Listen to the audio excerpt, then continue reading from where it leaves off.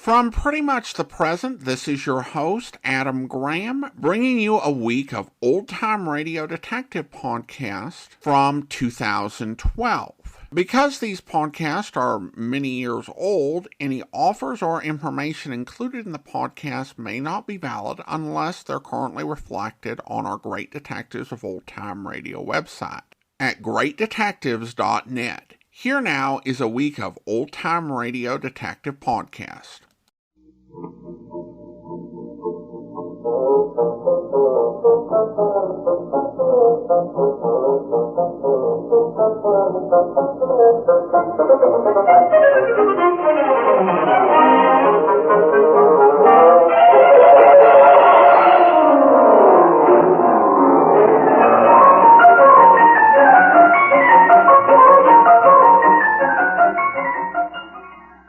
Welcome to the Great Detectives of Old Time Radio from Boise, Idaho. This is your host, Adam Graham. If you have a comment, email it to me, box13 at greatdetectives.net. Give us a call, 208-991-4783, and become one of our friends on Facebook, facebook.com/radio detectives. Today's episode of Barrie Craig is brought to you by the financial support of our listeners. And so it's time for today's episode. This one is called Blood Money. Let's go ahead and take a listen. William Gargan stars as Barrie Craig, confidential investigator.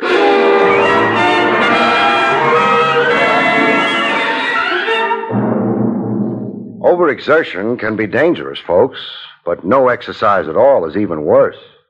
Complete inactivity can only mean you're either muscle-bound or dead.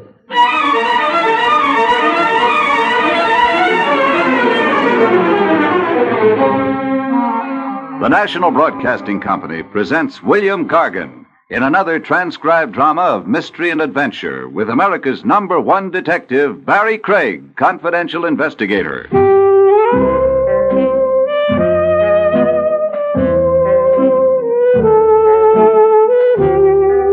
Barrie Craig speaking. Every profession has its system of reciprocal favors among colleagues. The doctor consults a fellow practitioner. Lawyers put their heads together. And even private police operatives requisition each other's time and brainpower. The colleague and competitor who sought my aid one fine day was a chap named Max Marcy. Marcy operated a one-man investigation agency a half-mile from the dump I call my own. Not too young, Marcy, long in years. Ready for retirement, but too poor to afford it. I'm 35 years in the business, Craig. I'm afraid there's only one way I know of to quit. Feet first, huh? In a pine box, yes. What keeps you coppering, Max, when you could be riding a rocking chair? The same thing that started me working 3 decades ago. Food, shelter, and the high cost of government? A livelihood, yes. Nothing socked away, Max? Oh, maybe $500 in war bonds. Not much for a lifetime in harness.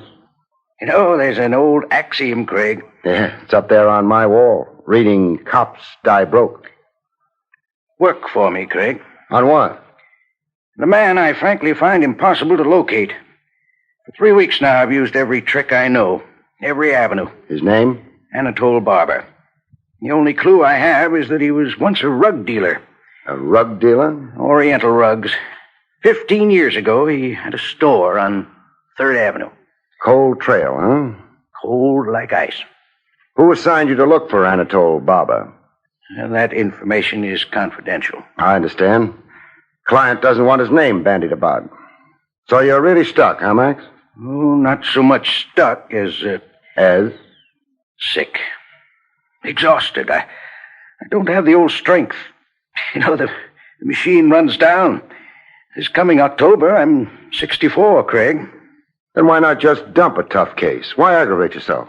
$2,000. Who can dump $2,000? No cop I know. Find Anatole Barber. I'll split with you. The fee's all yours. I'll just tap you for expenses. Barber, a one-time rug dealer. You've, of course, got a full description of him. Even a photograph. Oh, Craig, I don't know how to thank you. I'm not doing it for you, Max.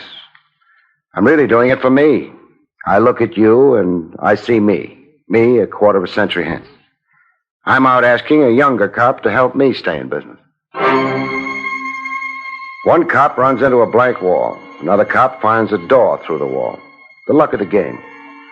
What was tough for Max Marcy was easy for me, as it turned out. An ex-Oriental rug dealer is a member of a clan. The tricky science of rugs limits the colony of dealers to a small, tight elite. One big family of operators, so to speak. My information on Anatole Barber came from a gentleman named Amar Sarabi. Yes, Anatole Barber is well known to me. Under which rug is he hiding? For a long time now, Anatole is not in our trade. He had a store on Upper 3rd Avenue some 15 years ago, I hear. Yes, the Mecca Bazaar. He was the cleverest trader of all of us, Anatole.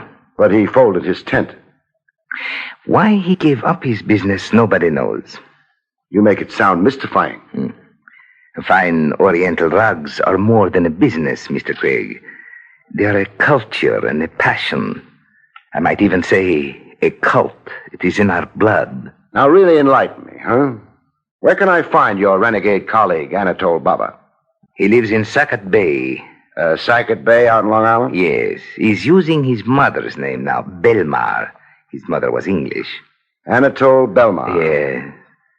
Tell me, how is it you have Anatole Barber Belmar's whereabouts at your fingertips? We have a trade association. I am corresponding secretary. Even though Anatole is retired from our trade, he has faithfully kept up his dues. I see. Well, I want to thank you, Mr. Sarabi. I've been privileged. You are perhaps interested in a fine Bokhara rug at a great sacrifice price. Mr. Sarabi, please, let go of my coat lapels. I phoned Max Marcy the good news. Hello, Max. Yes, Craig? That $2,000 fee, start spending it. You found Anatole Barber? Anatole Barber Belmar. He's using his mother's maiden name. Lives out in Sackett Bay. 30 miles out in Long Island, Max. Craig, I'm at a loss for words. Why, it's hardly been 12 hours. No bouquets, Max. It happens. The breaks. I got the breaks. Okay for me to follow through in Sackett Bay? Just to verify his presence there, how he's established. Craig, don't alarm the man into flight. I'll pose as a door-to-door salesman. Max, don't worry. Telephone me from Sackett Bay. Will do. So long.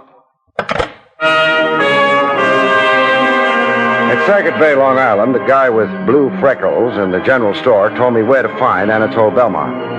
On an island a half-mile off the mainland. Anatole B. was known around Sackett Bay as the recluse type. The gent with a black patch over his eye ferried me to Belmar's Island. He drove the leaky motorboat like a suicide, as many knots an hour as he had kinks in his brain. Hey, Buster, slow down. Hey, Buster, I'm 2 premiums behind in my insurance. Oh, wait. Either a deaf mute or not the talking type. I found a suitable prayer and began to mumble it. Belmar's Island had overstuffed seagulls on it the size of vultures. It also had a shack. A shack put together with paper, paste, and wire. I knocked politely. Oh, Anatole Belmar. No answer. I did the impolite thing. I just walked in. Inside, I again did the polite thing. I removed my hat. You generally do if you've got visiting manners. You even make a special point of remembering to remove your hat in the presence of the dead. How dead was Anatole Belmar? Dead beyond recall. He was hanging by his neck from a beam 8 feet off the floor. I changed my first diagnosis of suicide when I saw the lump on his head. He'd been slugged and strung up by somebody hoping to pass it off as suicide. I had news for the local police, and after that, I had mournful news for Max.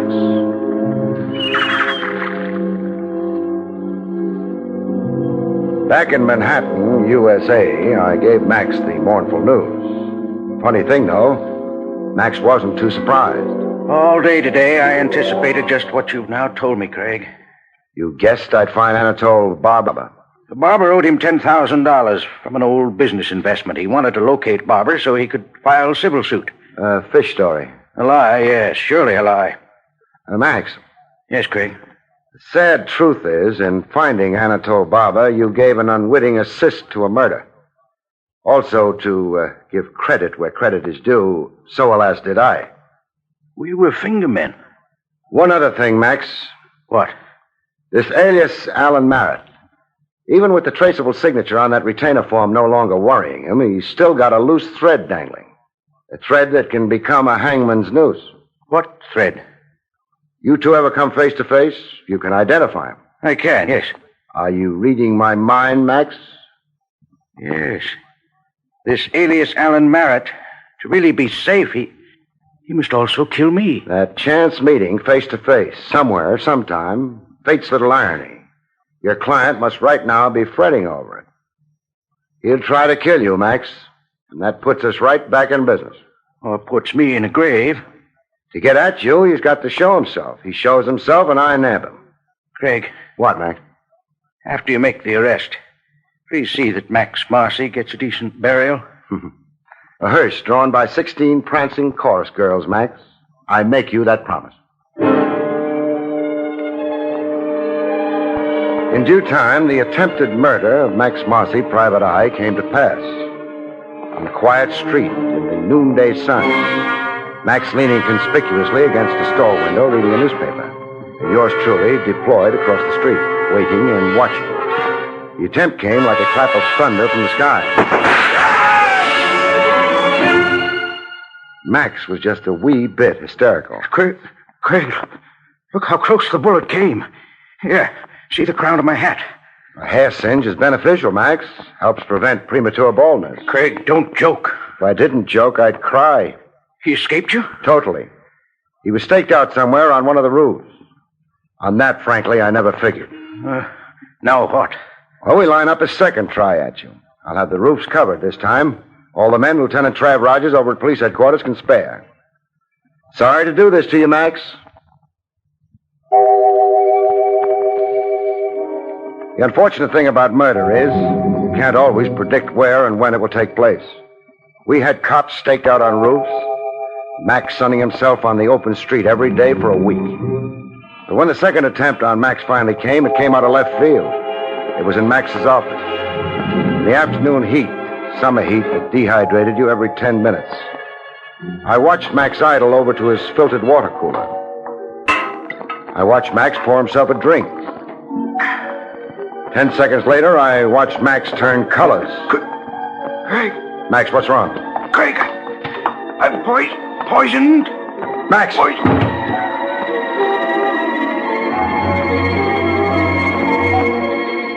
Poison in the water cooler, but not enough to kill, luckily.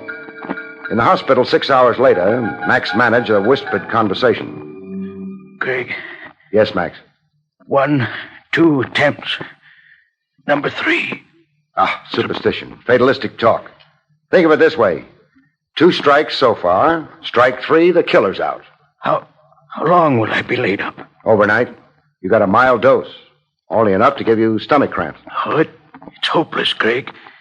Alias Alan Merritt would even more in the dark. Better to give up. He's shrewd and slippery, our alias Alan Merritt. But I'll find an avenue to him. From here on, I'm going all out, Max.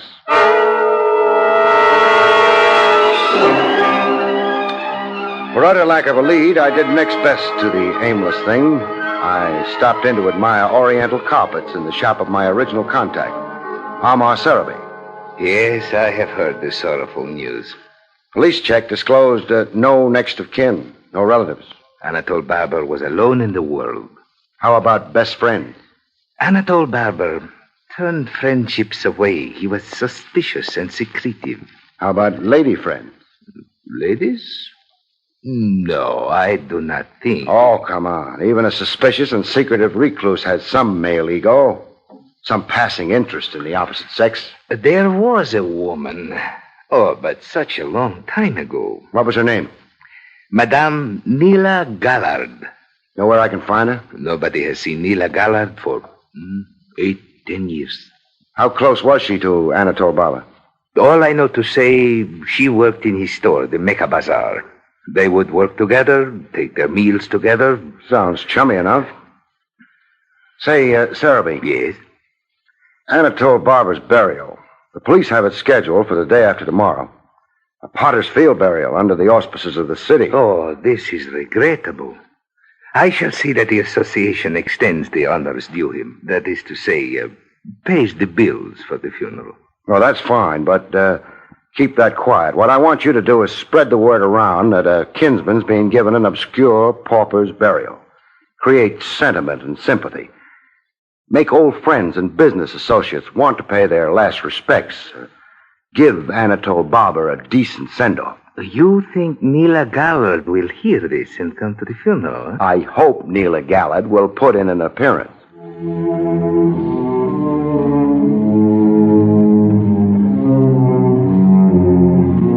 Funerals are sad, but to me, this one was a joy. I was all smiles when Amar Sarabi whispered the magic words into my ear. That woman standing there, wearing the black veil, she is Madame Neela Gallard. Some hours later, I took tea with Madame Gallard. Her home was a frame dwelling in suburban New Jersey.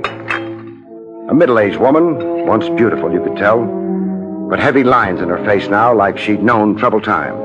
I knew it was a mistake to come to Anatole's burial. Now, look, you're a dignified woman, so let's do this with dignity. Don't make me talk like a bad-mannered cop.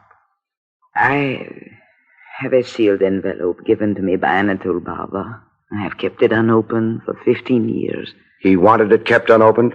Yes, he was afraid. Afraid of what in the end was his fate. Murder?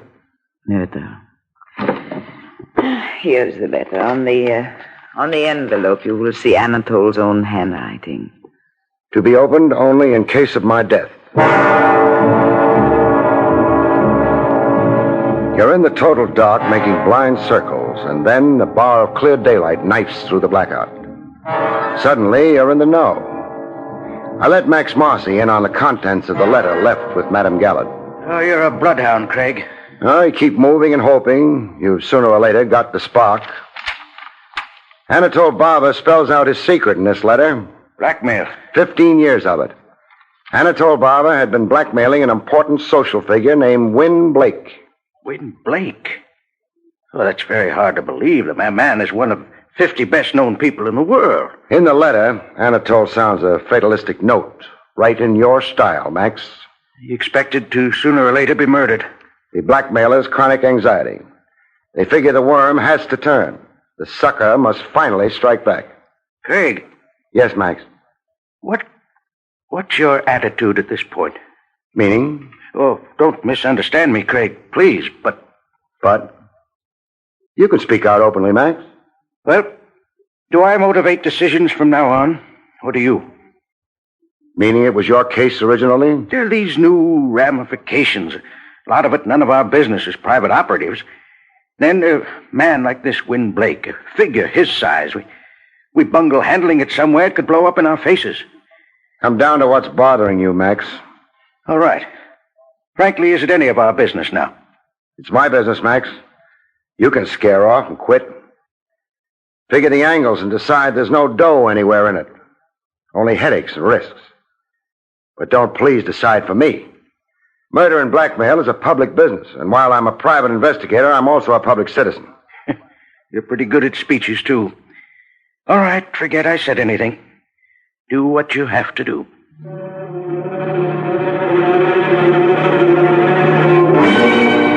What I had to do was go see Win Blake, which I did. Blake House was not only upper class, it was the top story of the upper class. And the guy who wielded the scepter in the palace looked every inch his role in life. Gray, distinguished, with a stiff, aristocratic spine. A polished surface veneer with only one thing marring it. His eyes. I'd never seen sadder eyes. I wondered when it would be that a man just like yourself, a detective, would come to Blake Manor. You've been wondering that nightmare for 15 years. Yes, for 15 years. The ordeal of it, sir, the eternal apprehension. The ghost in your closet clanking his chains. And these days since the death of Anatole Barber, I've barely weathered them. Remorse? I'm not surprised at the innuendo. I rather expected it. Who else would care to murder Anatole Barber? I have no answer to that. Barber, a leech who's been blackmailing you for 15 years. But I paid his every demand all these years. Why then now would I want to do violence to the man? I've got a simple answer to that. You just couldn't find Barber to kill him. I did not murder or cause the murder of Anatole Barber. What was he blackmailing you for? What did he have on you? Without legal counsel, I'm not sure All right, I'll tell you. I was involved in an accident in the summer of 1939. Automobile accident?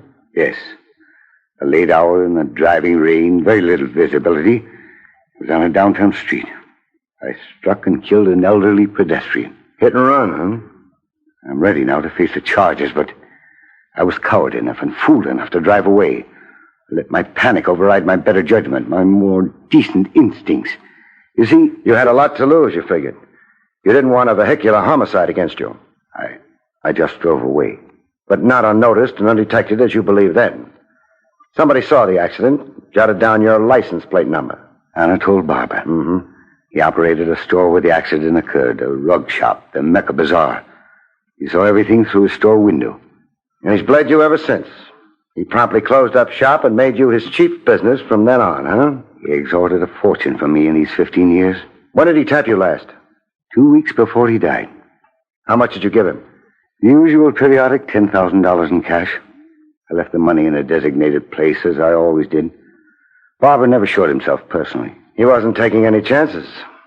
Did you hire a private detective to locate Anatole Barber's whereabouts for you? I did not. No, huh? Anybody else in your family aware of your predicament with Anatole Barber? My wife knew, and so does my son. Your wife knew, you say? My wife is dead. Oh. And your son, where is he? He lives away at his school. What's the school? Eagle University, a medical college. Stuart's in the senior class. But my son couldn't possibly have anything... How can you be sure? I suppose I cannot be sure. Son trying to get his pop out of a situation. The son nervy enough to commit the murder his father shrinks from doing. Win Blake or the son Stuart Blake? I ask you, who else would want to murder Anatole Barber? And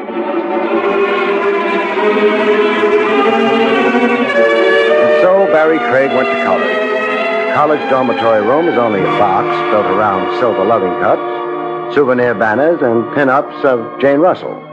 Barber was vermin. Murder was too merciful for him. He asked me to deserve 15 years of some insidious oriental torture. Did you kill him? Did I what? Murder Anatole Barber. Yeah, sure I did. He had it coming, and I gave it to him. Nice try, Sonny. Try? Try at taking the heat off your father. My father? Look, Dad hasn't got the moxie for the job done on Anatole Barber. But you have, huh? I say I killed him, so let's not beat that question around anymore. Okay, we'll bypass that question for the time being. Now answer me this, and truthfully. Did you hire a private detective to track down Barber? I hired Max Marcy, or do you doubt that, too? Well, proof could help. Proof, huh? Sure, wait a second. There. Here's your proof. A receipt. That's right, for $300, a retainer initialed MM. My down payment to Max Marcy for his services.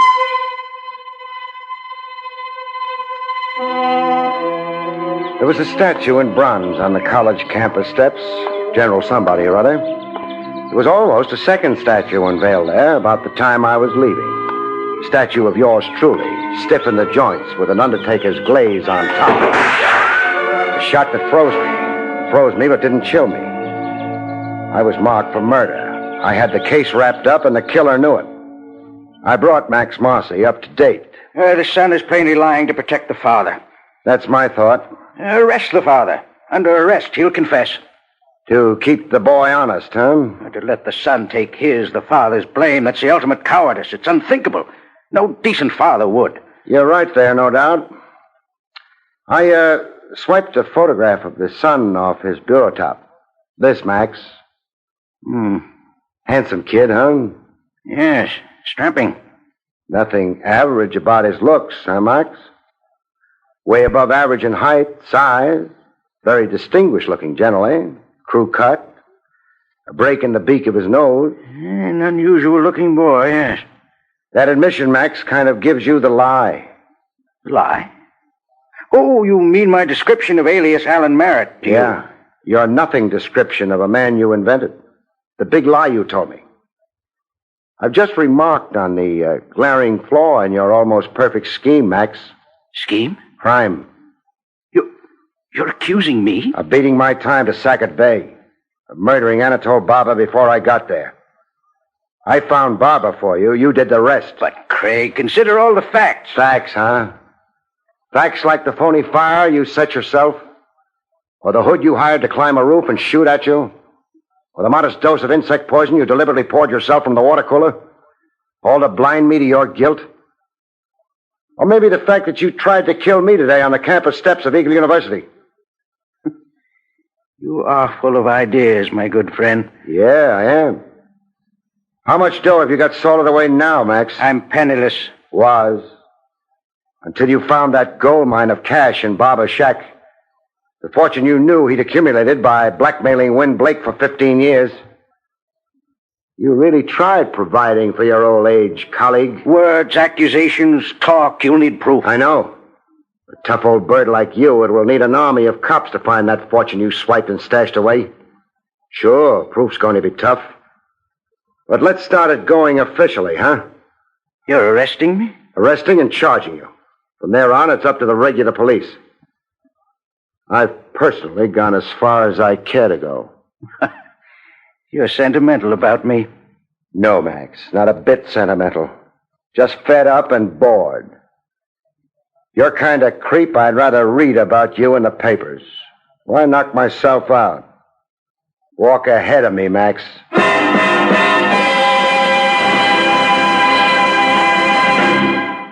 You have been listening to William Gargan in another exciting transcribed mystery drama from the adventures of Barrie Craig, confidential investigator. Tonight's story, Blood Money, was written by John Robert. Next week, our story is titled Hay is for Homicide, about which Barrie Craig has this to say. Next week's story is titled Hay is for Homicide. And the reason for this has something to do with a hayride and a farmer's daughter. With that combination, how could it help being, murder? Good night, folks. See you next week.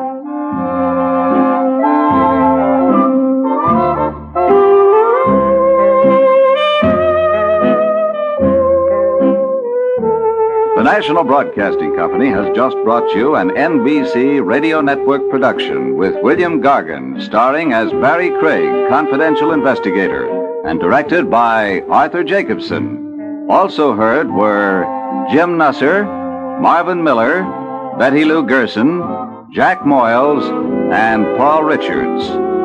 John Lang speaking.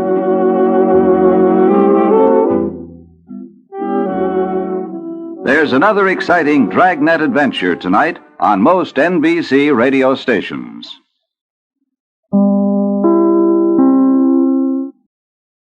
Welcome back. Well, I knew I'd heard this episode before, and I actually could have sworn that we played it on the show previously. But no, I just heard it previously. Unless someone's got records to the contrary. If it is, I know it wasn't under this title, but if anyone has information that we played this before and under what title, let me know. I went through our archives for Barrie Craig and I just couldn't find it. Well, regardless of that, this was, I think, a very good episode with a nice twist where the client / private eye that was being protected actually turned out to be the scoundrel. This one is just an absolute favorite because it takes so many twists and turns. And Barrie Craig can be even a little hard to keep up with. Like, okay, what's he thinking here? And where's he going with this? And perhaps, I think early on in the case, he just does not know where he's going. But a very well done story overall. Well, I did receive a comment from a listener, Mark, who says, "What? No comment about the guest spot by John Stevenson, one of the great all-time voice actors who's actually still living. Well, I apologize, I missed John Stevenson. Stevenson was a very famous voice actor. Some of his most famous roles included Mr. Slate on the Flintstones. And he also, I found this kind of remarkable, did voices inspired by Joe Flynn. Joe Flynn is probably best known as the commander on McHale's Navy, and also appeared in a lot of Disney movies. And he always had a very distinct voice in those roles. And John Stevenson actually borrowed from that, so I learned that. And of course, he was the voice of Doggy Daddy in a lot of Hanna-Barbera cartoons. And he appeared on Barrie Craig in episode 626. Definitely is one of those guys you appreciate for the way he just quietly contributed to things that entertained me and many other folks while we were growing up. All right, well, that will actually do it for today. We will be back tomorrow with an episode of Agatha Christie's Poirot. And join us back on Monday for Barrie Craig. Well, I do want to encourage you to pick up a copy of my ebook, All I Needed to Know I Learned from Columbo. I received a couple positive comments on this. Mark said that he loves it so far and highly recommends it. Christy comments, reading it too, have the Kindle app on my iPod and Amazon Prime, so it was free, but I have paid for it. It's a good read. Well, it is available on Amazon, and it's also available for other ebook readers for a limited time over at smashwords.com.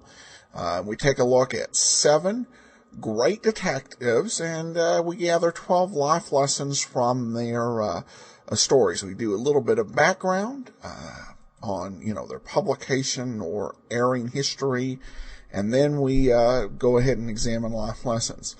It is available for $1.99, and we talk about Father Brown, Columbo, Sherlock Holmes. Pick up your copy of All I Needed to Know I Learned from Columbo. All right, well, now it's time for today's Poirot adventure. There's only one lost episode between last week's shows and this one, the case of Death Points a Finger from May 10th. This is an Armed Forces Radio Services transcription of the story. It still features another actor filling in for Harold Huber. The title is Death in the Golden Gate.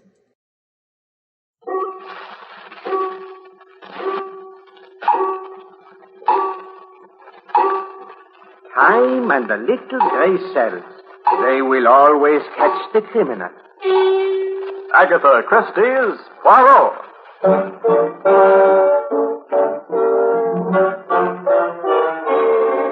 From the thrill-packed pages of Agatha Christie's unforgettable stories of corpses, clues, and crime, complete with bowler hat and magnificent mustache, your favorite detective, Hercule Poirot, in Death in the Golden Gate.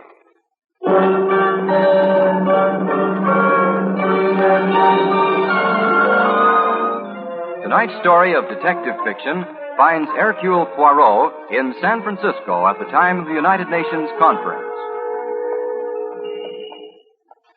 Really, Mr. Poirot, you don't have to take me to dinner. All I asked for was an interview. No, but I insist. I owe you one dinner, Miss Blaine, for the great compliment you have paid me. With San Francisco so full of international personalities, I did not think anyone would even notice the presence of an unimportant Belgian detective. Unimportant? Oh, come now, Mr. Poirot, you're too modest. No, but of course, modesty is one of the many qualities for which I am justly famous. Voici. Here is the very excellent little restaurant which I've discovered. Oh, one moment. We better let these three gentlemen out. They present an impassable barrier. That's the idea, pal. Impassable barrier. 3 Musketeers. Thanks for holding the door open, lady. I'll do the same for you sometime. Well, kind of early in the day for drinking. If they are intoxicated, mademoiselle, it is from your San Francisco air. They have not been drinking. Of that I'm quite certain. The characteristic aroma is absent. Maybe, but they've got the characteristic staggers. Think they'll make that car all right? Yes, I think so. Shall we go in? Oh, yes, of course. Well, here's the table right by the window. Ah, you see? They're having trouble starting the car. But why does the driver keep stamping on the brake instead of the starter? How do you know he... Oh, I see the stoplight in the rear. Flashing on... Ah, success, they're off. Yes. Now we can devote our entire attention to dinner. I'm as hungry as it... What is it, Mr. Poirot? Oh, that gentleman at the corner table. The corner table? Oh, that foreign-looking chap with a peculiar expression on his face? Wait, that is the one. Rather distinguished looking. What about him? It is strange. The shape of the head, the hair, the general figure of the man is so familiar. And yet the face is that of a stranger. Getting up now. Getting ready to leave. Sacre bleu, that is most disturbing. You know, I will not be able to rest until I have identified him. There's only one thing I do know. Seeing him has given me a very unpleasant feeling. Our past association was decidedly not friendly. He's probably a famous jewel thief. He looks it. He's passing this way. Bonjour, monsieur. I beg your pardon? Oh, monsieur, have I changed then so much you do not recognize me? My name is Poirot. Hercule Poirot. I'm afraid there's a mistake. Oh, no, my friend. Where was it we met now? In Amsterdam, n'est-ce pas? I have never been in Amsterdam. Now, if you'll excuse me, sir. Goodbye. Bonjour, monsieur. That voice I have heard before. He certainly gave you the cold shoulder. It is obvious he does not relish my attention. I wonder... Ma foi!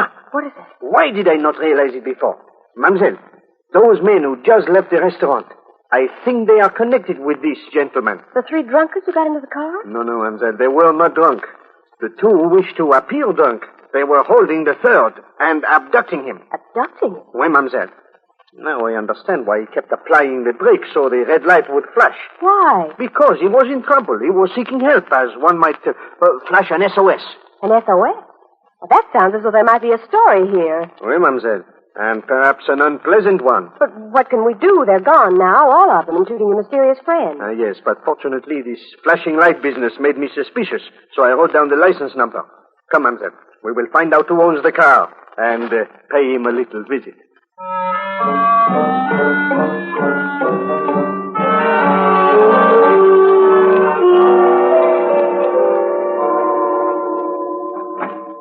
Inside, mister. You fellas are making a big mistake. You got the wrong guy. Yeah? Yeah, I'm just a newspaper photographer. I make $40 a week, and I'm in hot now for my next 2 weeks' salary. You can't get any dough out of me. Watch him, Kurt. Don't worry, Frank. I've got him covered. Now, sit down. All right, come on, let's have it. What do you want? Nothing. We just like your company. Well, I don't like yours. How long do you think I'm going to stay here? Long enough. Says you. I got an important assignment at 9. We're not interested in your career. Now, sit still. Take it easy, will you, pal? You want that thing to go off? Guy can tie his shoelaces, can't he? All right, but don't... Look out, Kurt. He's diving for your legs. No, you don't. You stay down. Frank, gun. He's reaching for it. Okay, Kurt, get up. He'll keep for a while. Yeah, I see. No, I just knocked him out. You'll come to in a little while. You all right? Yeah, I'm okay. All right, come on. Help me get him on the couch. He'll pay for this just as soon as... That must be Kramer. I'll let him in. You keep an eye on this one.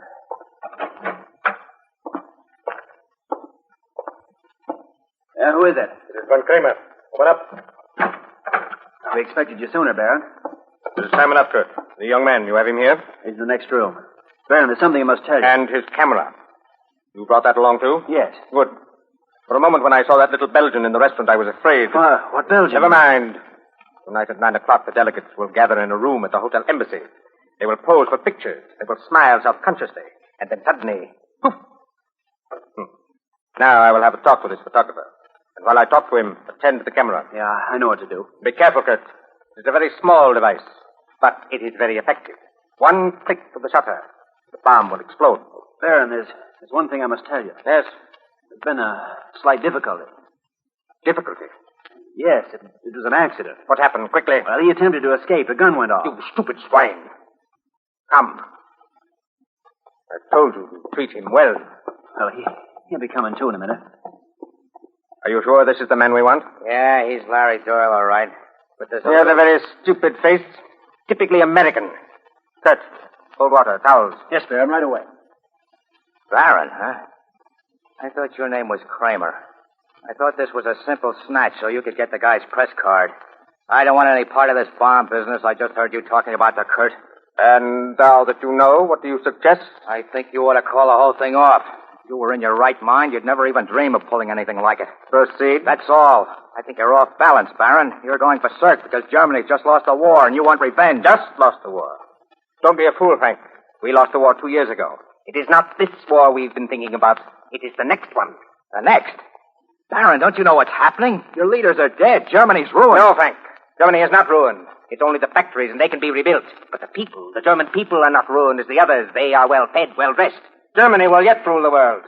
We have only to divide our enemies. We have only to prevent the unity they hope to build here in San Francisco. But knocking off a couple of delegates won't help. They'll dig up others. Yes, but it will give us time. Time for propaganda. Time to spread distrust. Look, you crackpot, you can't get away with anything like that. They'll catch you and me, too. If I stick with you, I'm pulling out. That is impossible. You already know too much. What do you mean? I mean, you stupid American swine, that you will not be permitted to warn the authorities. Oh, I can see it in your eyes. You will become a hero. You will save the country. I won't save the You won't even save yourself. What happened? Our friend here wanted to resign from our little mission. Of course, I could permit that. But why did you... Stop wasting time.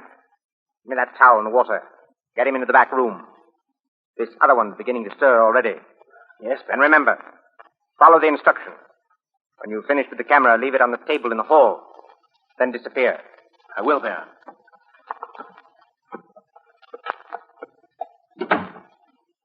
Yeah. Here, young man, drink this.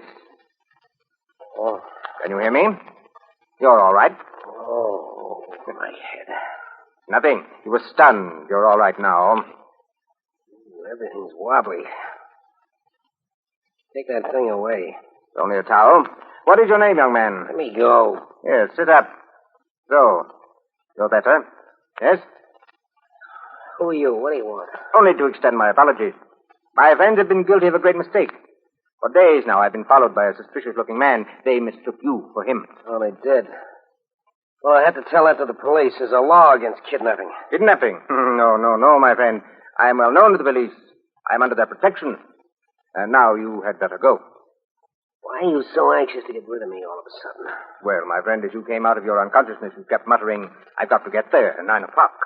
I would not want you to miss an important engagement. Oh, yeah. Thanks. Come on. Mr. Doyle. Yeah? Do not forget your camera.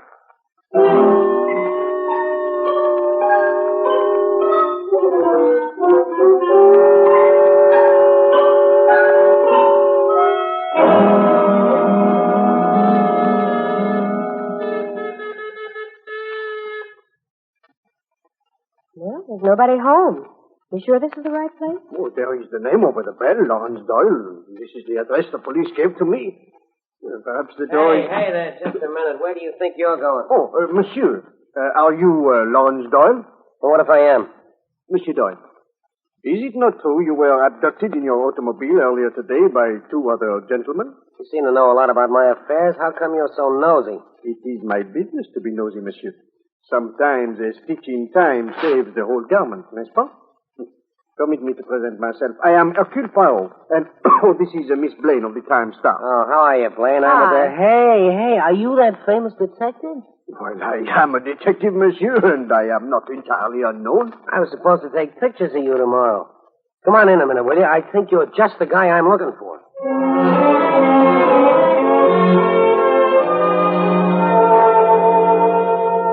And that's the whole story, Mr. Poirot. What do you make of it? This is very strange, Monsieur Doyle. Very strange. You are positive they took nothing from you? No money, no paper? No, I'm positive. Not a thing.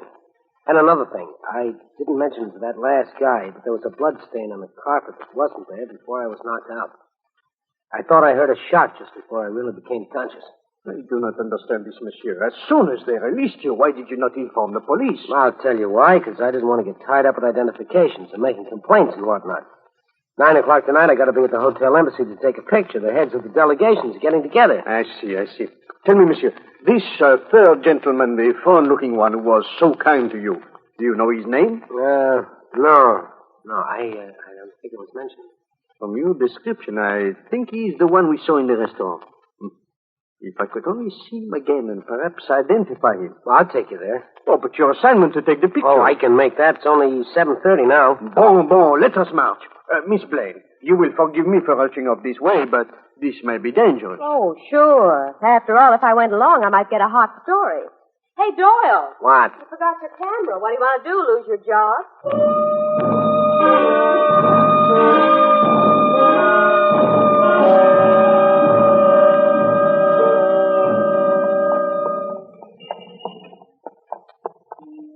You are sure this is the street, monsieur? This is it, all right.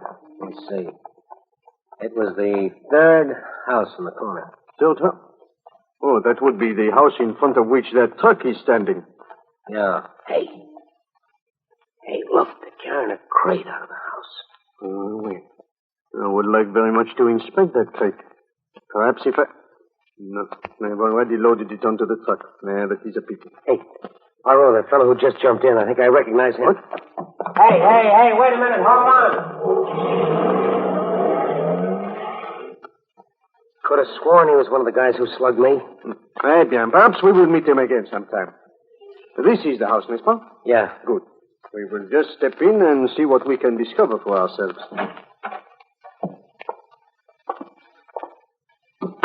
Suppose, they find us. Oh, you need not be afraid, monsieur. I suspect the birds have already flown the coops. Oh, yeah. Here's the room they took me into. Good. You see? They are gone. There are the signs of a rather hasty departure. There's the broken window I told you about. Well, and here is a loud blood stain on the carpet. Your account of what happened here is no doubt accurate. Yeah, a lot of good that does us. They haven't left a single trace. I would not say that, monsieur. They have left at least one vital piece of information. What's that? I can now give you the name of the third man, the one who revived you with the towels. Yeah? His name is Baron von Kramer. Von Kramer? I never heard of him. Should I have? This von Kramer was a German saboteur in Belgium in 1914. A cruel, ruthless man. I had the misfortune to meet him several times. I don't get it, Poirot. How do you know he's the man? Well, this Baron has one careless habit. Whenever he sits at a table with a pencil in his hand, he scribbles furiously. Oh, lots of people do that. We call it doodling. Wait.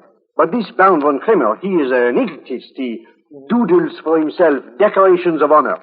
I have observed him doing it many times. On tablecloths, on menus. Always he draws for himself the Iron Cross. Iron crosses such as you see here on this crumpled piece of paper. Well, how is it you didn't recognize him in the restaurant? Well, the Baron has disguised himself very effectively. Plastic surgery. You know, the Germans are so clever at such things. Unfortunately for him, he has Hercule Poirot to deal with. Therefore, monsieur, you will accompany me to my hotel where you can make yourself presentable for your important assignment. And you? And I too have an important assignment.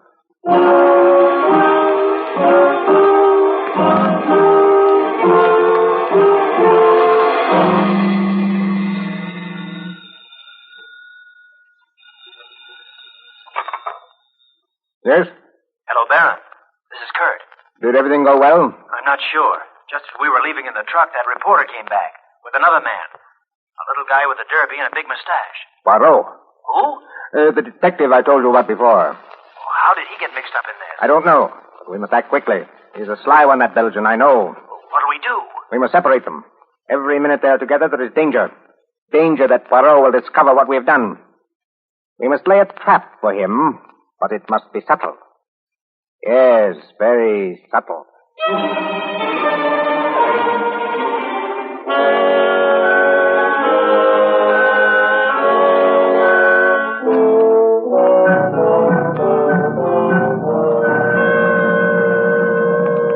Well, Mr. Poirot, thanks for your hospitality. I used up all your towels, but I feel a lot cleaner. Hope you weren't bored. No, Bonito. I occupied myself with a few little tasks. Hello. Now that you are once again presentable, you can proceed to take your pictures.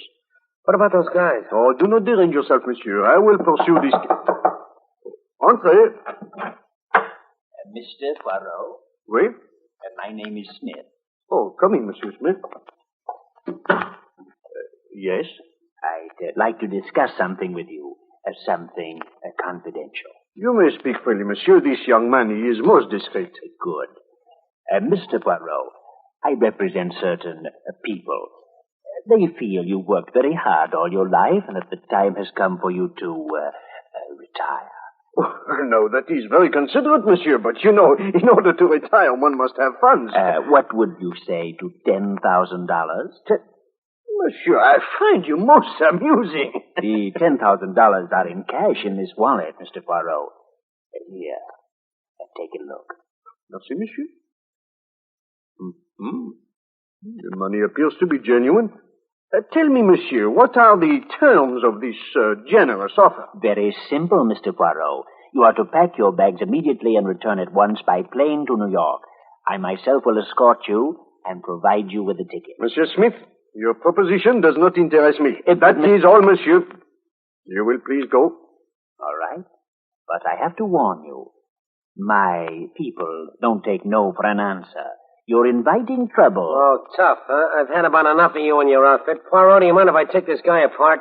I wouldn't try anything if I were you. I'm leaving.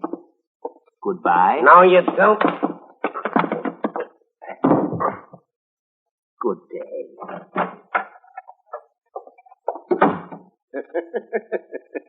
Eh bien, Monsieur Doyle, this is not one of your lucky days.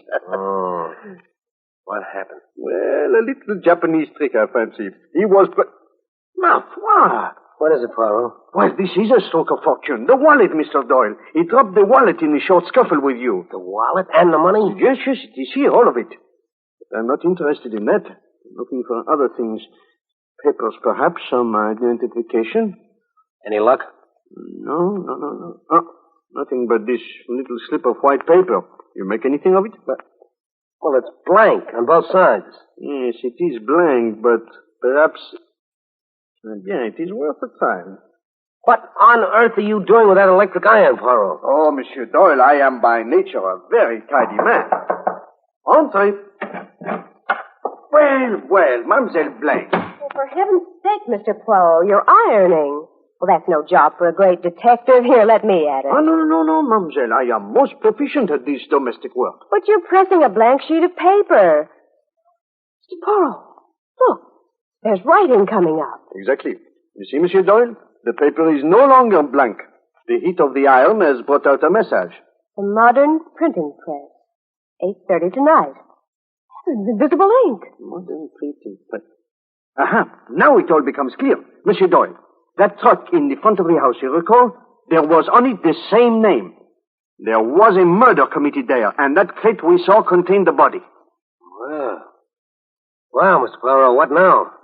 It's almost 8:30. No, Monsieur Doyle, you go to the Embassy Hotel to take your pictures. And I go to the secret rendezvous at this modern printing press. I'm going with you, Mr. Poirot, please. Oh, there may be danger, mademoiselle. True, but there may also be a story. Eh bien, as you wish. If you will ring for the elevator, I will join you in 3 waves of a lampstand.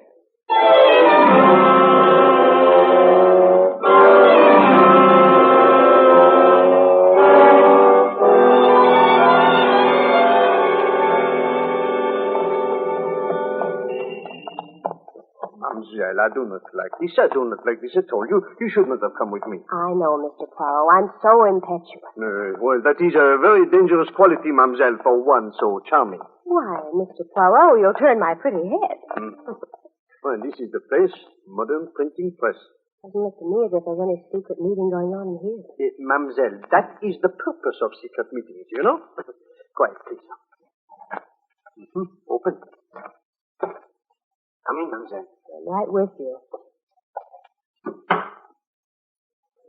Can't see a thing. There is a little light coming in from the lamp in the street. Your eyes are not accustomed to the dark. I think we can remedy that. Wait, it's the man in the restaurant. Oui, otherwise known, mademoiselle, as Baron von Kramer. So, Poirot, you did see through my disguise. I was afraid you might. That is why I made such elaborate preparations to deceive you. Sit down. Merci, Monsieur le Baron. Well. I did not expect to find such sumptuous quarters back here. The printing shop does The printing shop. That, too, is a cover. I see. Oh, pardon, I have not presented my companion.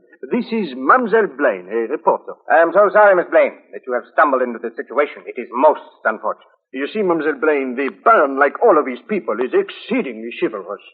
I remember how remorseful he was on one occasion when he had to let his lady accomplice die so he could escape. You are clever, Poirot, but not quite clever enough. You fell into my trap. Trap? You do not even yet realize what has happened. The piece of paper, Poirot, which Mr. Smith accidentally dropped in your room. Oh, very clever, Baron. Ah, well, I know you, Poirot. The trap. To trap anyone else, the writing would have to be so plain, so explicit. But for Poirot, only invisible ink will do. You knew I would discover it, eh? Yeah, I must compliment you, monsieur. You are still resourceful. I've had to be, to put you at my mercy. So this is the end, Poirot. The end of our long association. Only one of us will leave here alive. Excuse me. Do not move, either of you. I will not hesitate to shoot. Yes? Mr. Poirot, isn't there anything we can do? Yes. Must we stay here? It does not look good for us, mademoiselle. Well, I won't stay here. No, Miss Blaine, do not move. I am not quite as stupid as he believes. I did not fall into his trap. I have only pretended to. You mean? I know Monsieur Smith was not sent in any serious hope of bribing me. Von Kramer knows me too well for that. Then why was he sent? Obviously to lure me into a trap. Then why did you come down here? Have no fear, mademoiselle. I called the police from my hotel room. They will be here presently. Yes, Quiet. very interesting. Good work, Otto. But I owe you an apology. Again, I have underestimated you. Indeed? You knew it was a trap all the time. Yes, Baron. You see, I did not underestimate you. I knew you would not try to bribe me. Very good. But tell me, how did you discover that I had not fallen into your trap? Oh, yes, I forgot to mention it. I have just heard from a friend of mine. By a strange coincidence, he operates the switchboard at your hotel. Good Lord. When you called from your hotel room and asked to be connected with the police, he connected you instead with another room in the hotel. You spoke to my men. Then the police... will not be here, mademoiselle. C'est ça. I'm afraid we have reached the end of the play. Yes, Poirot. It is all over. That is to say, it will be all over in exactly 3 minutes. 3 minutes? In 3 minutes, Poirot. At precisely 9 o'clock. Young Mr. Doyle will walk into a room at the hotel embassy to take a picture. When he clicks the shutter, he will set off a powerful charge, a bomb that will wreck the building. A bomb? Oh, a masterpiece of sabotage, Baron. You have gone far since the old days. Yes, and I will go further. In a week or two, I will join my superiors in South America. And as for you, perhaps you have some last request. Monsieur le Baron, I have lived according to certain rules and ideals, you know. I should very much like to, perhaps, drink a toast to those ideals. That is good. And I will drink to mine. A glass for each of us. And for the lady. Nothing. A fine bottle of Napoleon.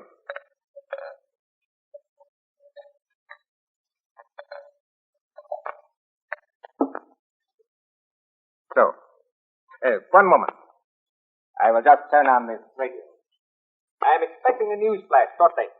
You know, I am most curious to hear your toast, Baron. It would seem to be... I am disappointed in you. Eh? As I turned on the radio, I watched you in the mirror. It seemed to me you passed your hand over my glass. You think I put something in it? Oh, Monsieur le Baron, that is fantastic. It sounds like a mystery novel. In that case, Poirot, I am sure you will not object to our changing glasses. Oh, but you... So, I have yours, and you have mine. Are you ready? Yes. Yes, I'm ready. I drink to the destruction of tyranny, now and forever. Excellent, Oberallis. It is now 9 o'clock Pacific War Time. Listen, Poirot. We have just received the following bulletin. At the United Nations Security Conference, the heads of the delegations have just posed for photographs and have now closed the doors on what is expected to be the most fruitful session of... But it is impossible. What is it, Monsieur le Baron? You look faint. Mr. Poirot. He's dead. No, Miss Plain. Not dead. Only unconscious. You see, I knew he would be suspicious of me, so I put something in my glass before I pretended to put something in his. What did you put in? Some of these. I always carry them with me. They are knockabout drops. Very interesting. What you call in America the Michael Finn.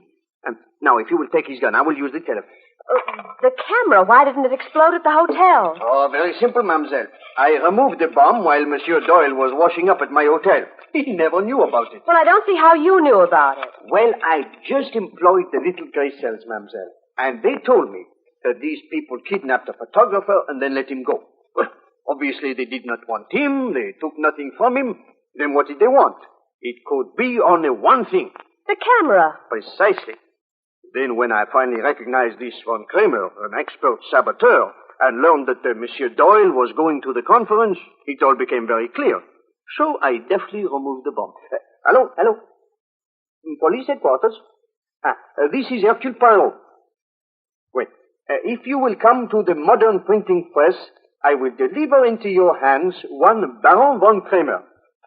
And also, I think you will find a body. Of course, a dead one.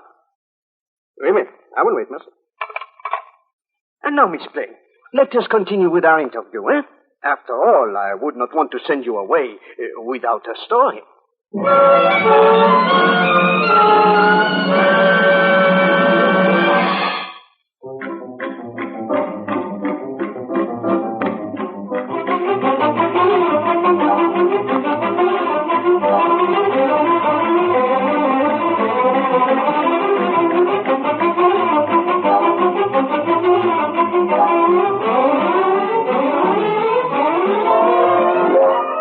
You have heard Death in the Golden Gate, a fiction adventure of Agatha Christie's great detective, Hercule Poirot. This is the Armed Forces Radio Service.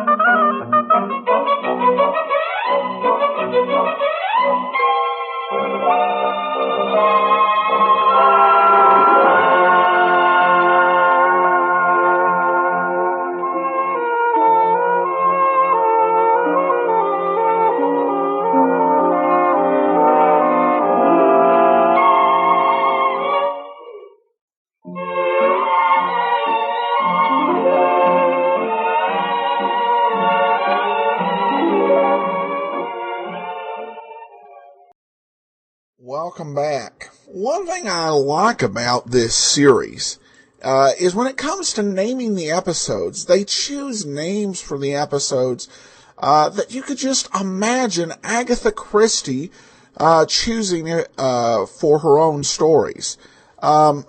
This was a very exciting episode. Again, high stakes. This is the type of adventure you might hear on The Man Called X. So a lot of fun here with Poirot and some really the mystery was more was a how catch 'em sort of situation, where we're really trying to figure out not so much what's happening, but how Poirot is going to thwart this. And they did a very very good job on this in another pretty clever adventure. All right, well, now we turn to listener comments and feedback. And a user emails in regarding the app and some of our extras that we have done for Agatha Christie. Thank you. I would have never found that I could enjoy Agatha Christie without your app. Well, thanks so much. That is a high compliment indeed. And of all the extras we've done, to be honest, the Agatha Christie app extras have been the most popular. I'm recording this on the evening of the 24th of March, and at this point there have been 1,600 downloads of Philomel Cottage and another 1,400 of the ABC Murders. A little bit less on Where There's a Will, which is probably a little bit less popular story.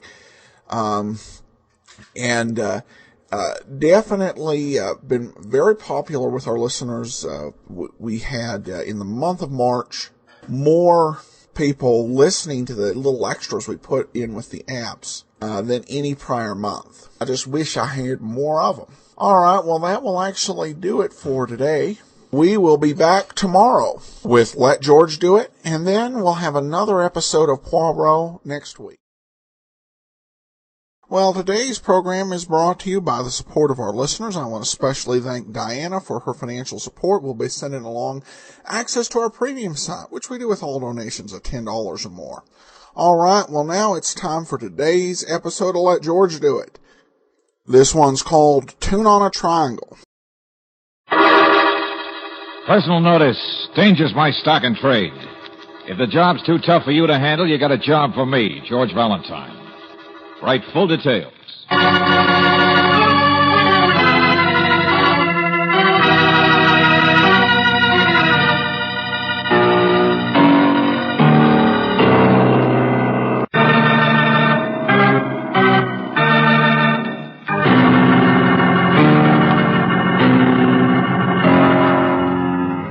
Standard Oil Company of California, on behalf of independent Chevron gas stations and standard stations throughout the West, invite you to Let George Do It.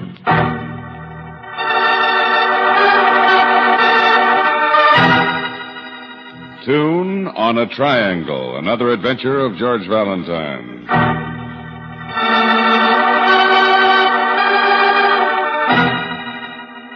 Dear Mr. Valentine, that ad of yours gets me. No job too tough for you to handle. Well, I don't believe it. I got a tiger I'll bet you can't handle. Yeah, you read it right, a tiger. So unless you're just whistling in the wind, stick around your office tonight. Meet me around 7:30. I got a wife and kids to worry about, so don't fail me. Signed, Jerry Briskin.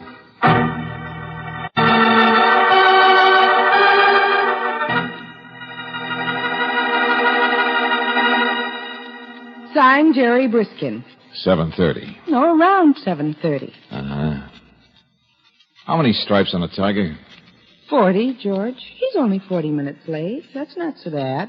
Probably hired Frank Buck instead. Yeah, we make a lot of sense, too, don't we? Huh? Want to play gin rummy? Oh, why is it, Brooksy, we never get letters that tell anything? He's got a case. Why doesn't he say so? Change his mind, maybe. Who knows? Jerry Briskin.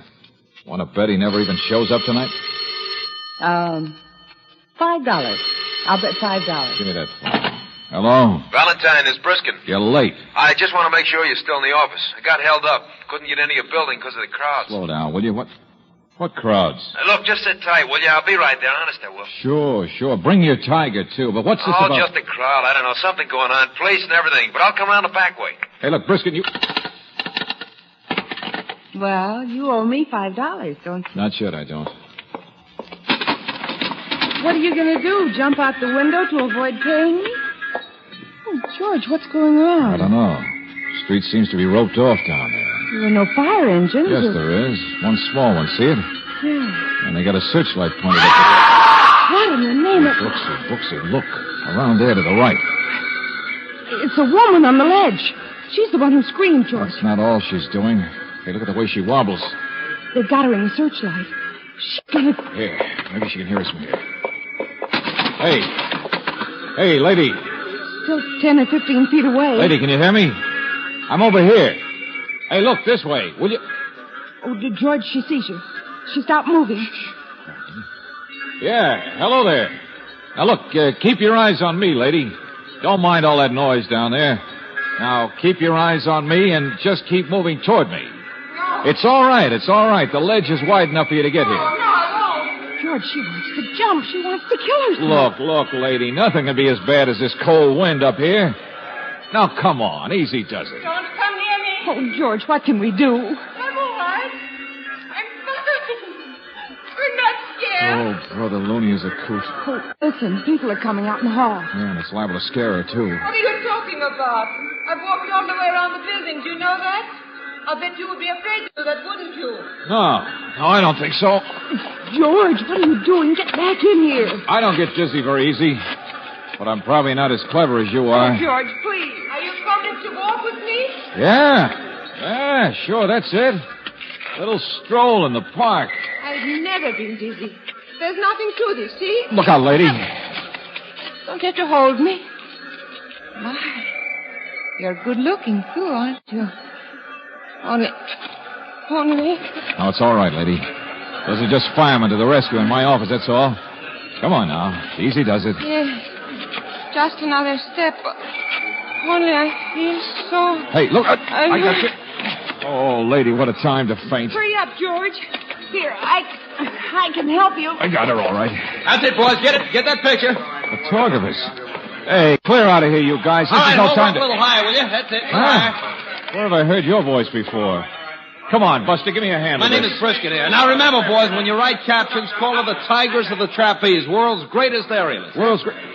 Hey, what in the name of heaven? I told you I wasn't scared. Were you, darling? Huh? No, don't drop me. Hold me tighter. That's it. The lady fainted. Publicity. So that's it. Why, you dirty... That's it. Get it, boys. Get him, too. Get the expression on his face. Ha! Wonderful. And thank you, Felis Fosdick.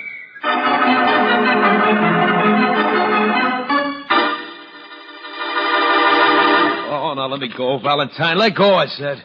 She got plenty of money. 100 ain't enough for you? Okay, we'll make it 2. It's worth it. Press agent, $5,000 couldn't stop me Look, from stop it, I said. I got a wife and kids. Oh, you shut up. It's a job, that's all. I got rid of them all, George. She went down to buy all the photographers a drink. Oh, she did. Bully for her. Now, look, Valentine, you can't sue her. You just get laughed at. Buster, for 2 cents. Okay, so you look a little silly in a few front pages. It's publicity, ain't it? And for you, too. She's pulled that stunt in every city she's played. You mean you pick a sucker in every town? No. They'll walk around the building, that's all. You were something extra. Oh, come on. How could I resist that silly ad of yours? Hey, how about the feint she pulled, huh? Oh, I tell you, she's a great little artist. Friskin, that silly face of yours... All right. Pay you $250. Will you cut it out? Wow. Brooksy, I thought you said you got rid of everybody. I am here, yeah. But I wait. Well, let me go. Go on, friend. Beat it. I wait to see you. You hold her. Huh? I follow. I am here. I see everything. Who are you? A man going crazy. Beat it, you big moose. The party's over. Go on, get out of here. Get lost. Hold it. Hello. Your name's Fedor, isn't it? Yeah. Leave us alone.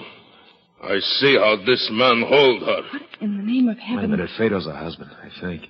3rd or 4th and slipping fast. Well, husband. Another tiger, I suppose.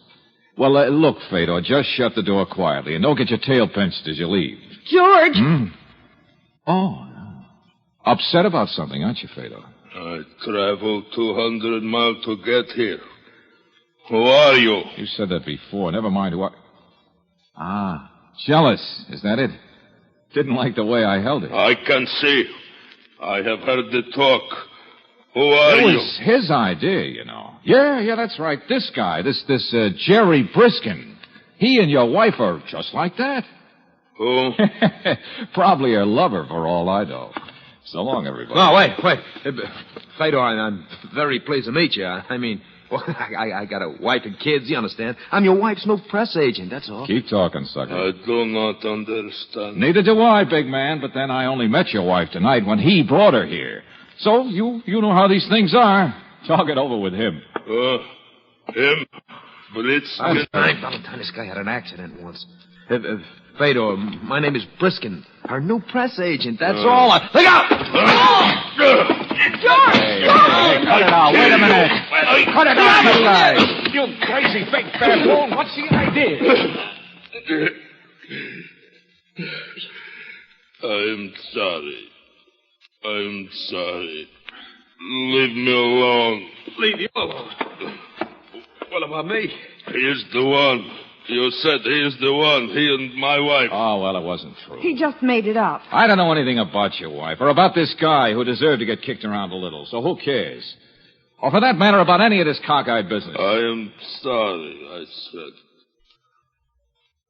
I am so tired. I travel all day. I make fool of myself, yeah? Yeah, that's right. So, good night. Valentine Fader's her husband, Estella's husband. That's her name, Estella. Oh, he had an accident a couple of months ago. Just as I understand. Yeah. I am strongest man in circus. Only you got dropped on the head. Oh, be careful, George. Look, he's been in a hospital. Hasn't been with us, circus. Look. I don't care who's been where. Now get out, both of you. Please, I love her. She's my wife. All right, sure, that's great, that's fine. Every man to his own mistake. On the telephone, she says she's too busy to see me. She's my wife. Well, take it up with Dorothy Dix. And now you say that Fado, we've been through that. He told you it wasn't true. It's not me. I'm a press agent, not her partner. Her partner? So? Oh, now look, both of you. Be Will you quiet. please? She work with partner now. Is that true? There is partner? Look, will you just leave me out of it, Fedor? I work for a living. No, tell me. Get your hands off him. What do I have to do? Point a gun at you two to get you out of here? Okay, Valentine, we'll leave. I'll go first. No, not yet. Okay, if you guys think I'm kidding. No, please. You don't have to threaten. I'm sorry. It is lonely in hospital. I'm all confused.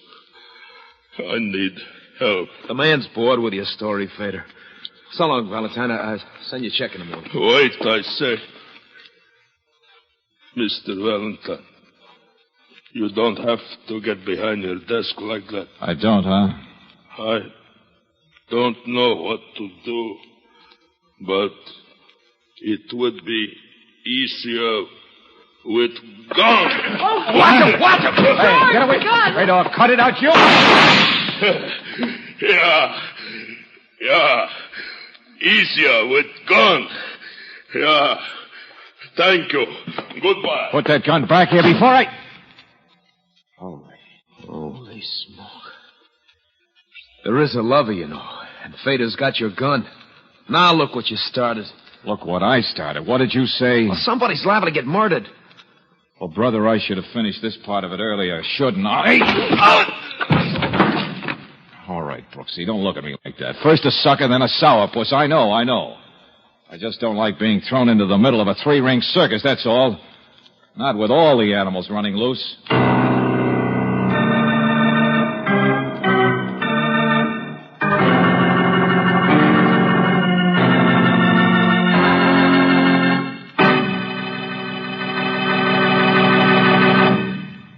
Return to tonight's adventure of George Valentine in just a moment.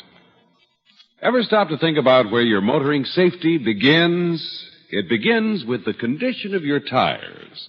One of the best ways to assure your highway safety is to have your tires properly inflated and inspected once a week at an independent Chevron gas station or a standard station. Here the car savers watch carefully for nails, glass, and other blowout makers, and they find these blowout makers embedded in tires of 2 out of every 3 cars. Another reason is that a tire 1/3 underinflated will wear out twice as fast as it should. So, to add thousands of miles to your tires and for your safety and peace of mind on the highway, use this free car saver service once a week. If your tires haven't been inspected recently, drive in tomorrow at a standard station or independent Chevron gas station where they say and mean, we take better care of your car.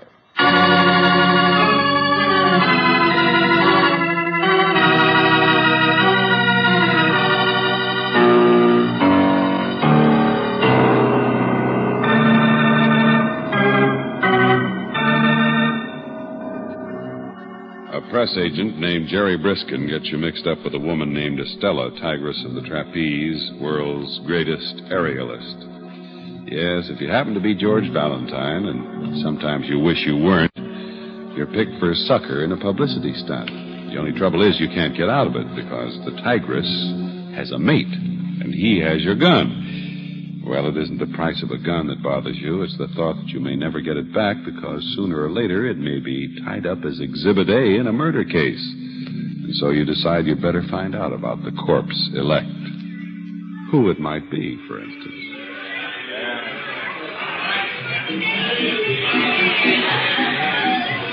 Partner Mac, I can tell you that. That ain't no secret. All right, this way, ladies and gents. See the girly show. A partner, huh? Ask Estella herself. She'll tell you who her boyfriend is. Today's boyfriend. Quite a man-eating tiger, that girl. She's doing her act over in the main tent, huh? Yeah, great performer, lady. Great. What's the name of this partner? Stella, she's got nerves like iron. A picture of her walking around the outside of a building in the newspaper. You seen it? What's the matter, Mac? You got nausea or something? It makes him dizzy just to think about it. Just tell us where we can find this partner of hers. Well, he's busy catching her, naturally. That's the act. That's always been her act. 3 flips and she lands in his arms. A lucky stiff king for a day. Hey, right this way, gents. See him shimmy and shake. His name's Forelli. Flying Forelli.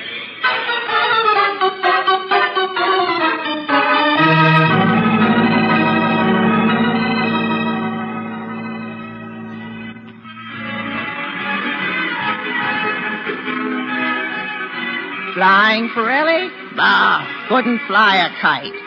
$60 a week bum, but big and good looking. All her assistants have been bums. She's the act, top number in the business. But I could tell you a lot better if I could look in your tea leaves. Oh, you're doing fine, thanks. Circus must be a small world. There's something in store for you, dearie. What could it be? Just give me a chance to read your... Well, ain't that pretty? Yeah, lettuce leaf. Nice and green. And so easy to read, too. Mister, Theodore, he was one of her assistants once. Big, stupid thing. Always jealous like that. But a bark don't mean a bite. Her husbands don't last long, huh? Well, nothing happens to him, if that's what you mean. Theodore's the only one got dropped on his head. Yeah, and about that time, she was getting sick of him, I bet. George, what are you driving at? Oh, it was an accident to Theodore, all right. You don't catch me gossiping about my dearest friends. No, I'm sure. You, worried about something happening? Why don't you wait outside the big tent for Stella herself? Or go over there in that palace she calls a dressing trailer. I can tell from the music she'll be on in a minute. I'm not that worried, thanks. Oh, don't want to get mixed up herself, huh? Well, she won't even see Theodore now. All through with him. So he won't come out here hanging around too close. I know he won't. Okay, thanks, lady. You fill me in. How do you know it? What's to stop him? Who reads the tea leaves? You or me? Neither one of us. The cops I already sent for.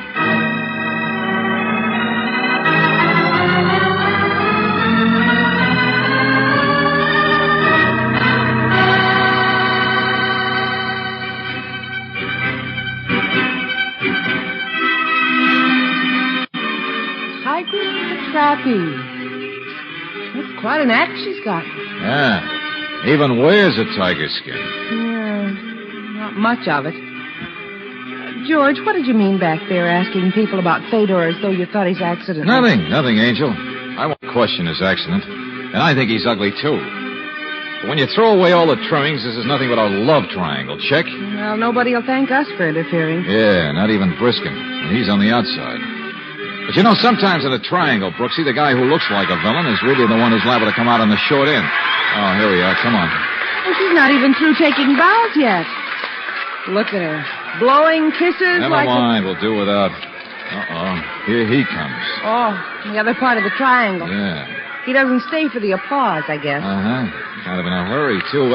Excuse me, Mr. Forelli. Sorry, no time now. Hey, wait a minute. But I want to talk to you. I'm sorry. What on earth? Now he's running, George. Got out fast, didn't he? Looked like he'd seen a ghost.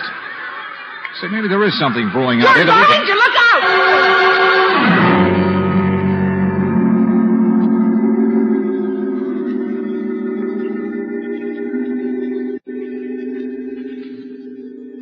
Oh, no. Ooh. So I get the gun back after all. over the head. It was Fedor, George. Oh. You were in the way, and he I was... heard you. I'm so happy you can hear. You can join the party. Who let you in, Lieutenant Johnson? I let myself in. George, Fedor didn't drop the gun. He just hit you and kept on running. He was chasing Forelli. You send for cops to find a big homicidal nut running around loose, so who has to do the work? Me, naturally. Hey, one at a time, will you? What do you mean? You got him? Yeah, just this second. One of the boys reported. What happened? George, what happened was murder. Murder? Well, I had to take care of you first, naturally, and so I stayed with you. And you were here in the infirmary when I saw Lieutenant Johnson, maybe half hour later. Sure, but... Huh? Oh, he caught him, huh? Simple as that. Fedor shoved me out of the way and went after Forelli and got him. And now you've caught Fedor. George, it's not that simple. I mean, it's Estella who's been murdered.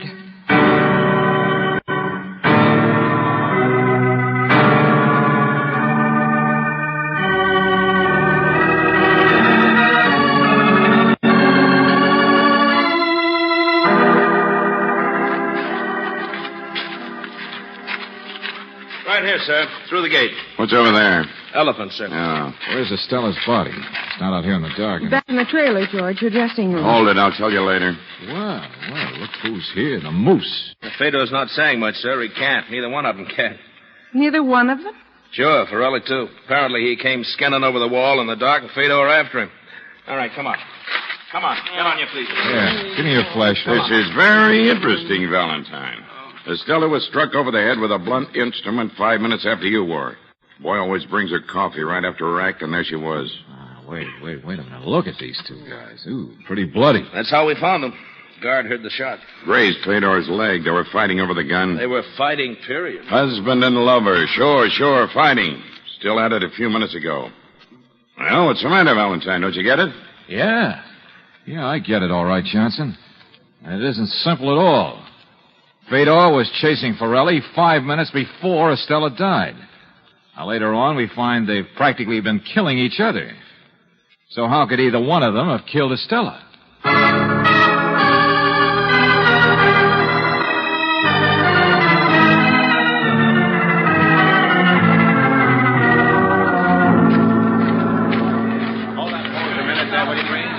Oh, please, boys. No pictures, I said. No pictures. It isn't good for the circus. What's the matter, Briskin? For once you don't want publicity for the tiger? Look, stop it, will you? I got a wife and kids. Get your pictures later, boys. Let's get in here. Okay. Sure.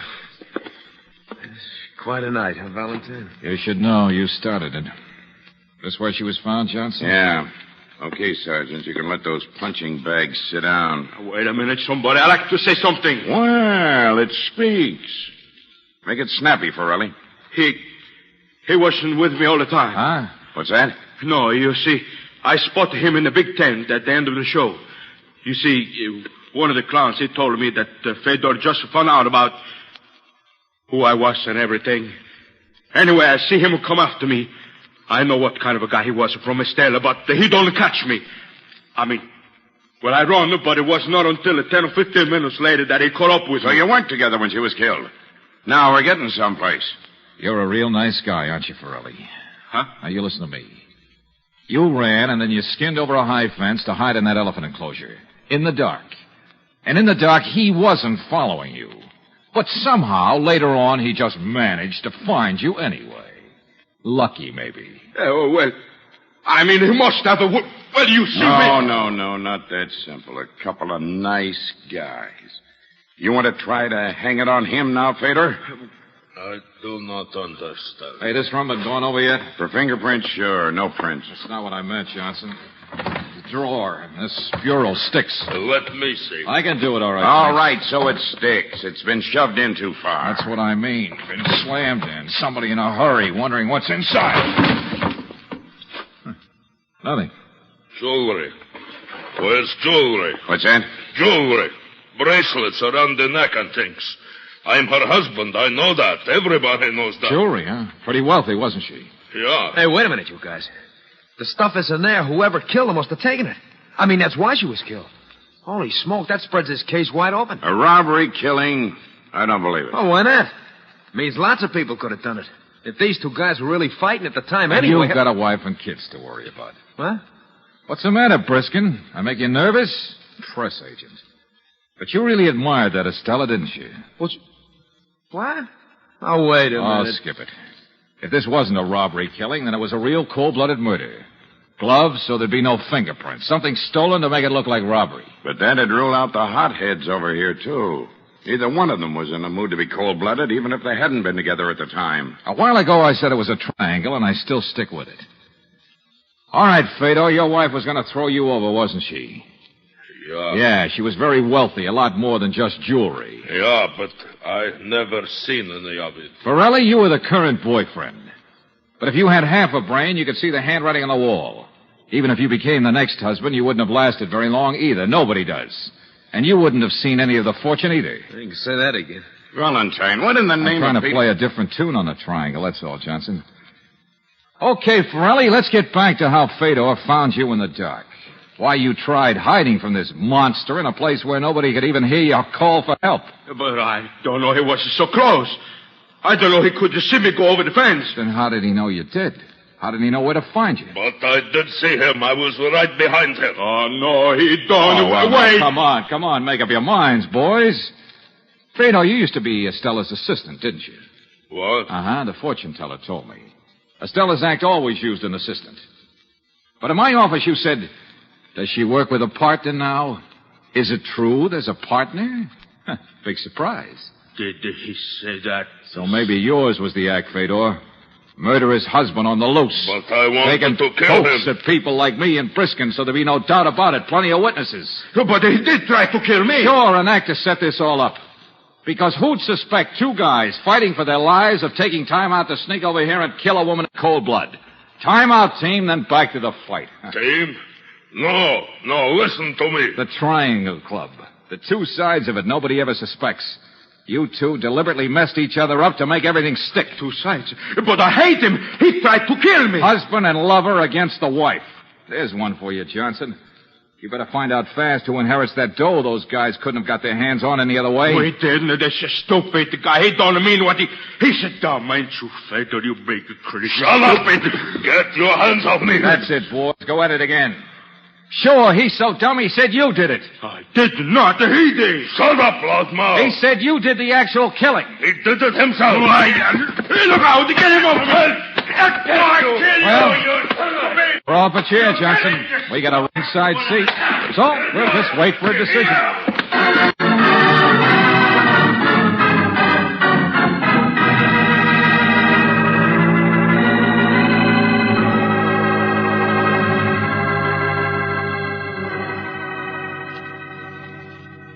Then it was really Fedor who killed Estella. Yeah. Oh, boy, what a fight. If only I'd had a camera.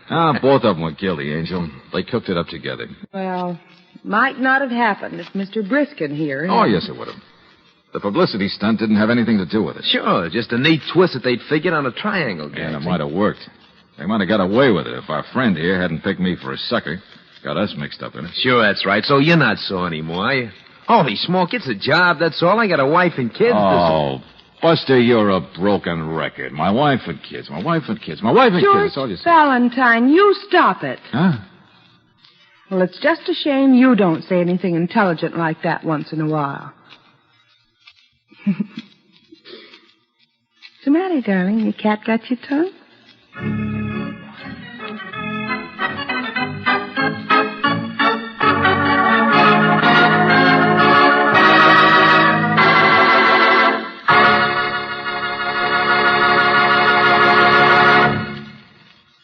Listen to the difference. In a few seconds, you'll hear Geiger counters measuring automobile engine wear. The engines are equipped with irradiated piston rings, which make it possible for the Geiger counters to detect wear as it occurs. You will hear authentic scientific proof that new RPM motor oil cuts in half the wear rate of critical engine parts, doubles the life of the average auto engine between major overhauls due to lubrication. First, let's listen to the Geiger counter slowly click off the low wear rate of new RPM. Now, the much faster wear rate of a premium type oil as designated by the American Petroleum Institute. Now, new RPM again. You have just heard Geiger counters clicking off the scientific proof that new RPM motor oil is years ahead. Yes, years ahead. New RPM doubles engine life between major overhauls due to lubrication. Try it. Sold with a money-back guarantee of satisfaction at independent Chevron gas stations and standard stations, where they say and mean, we take better care of your car.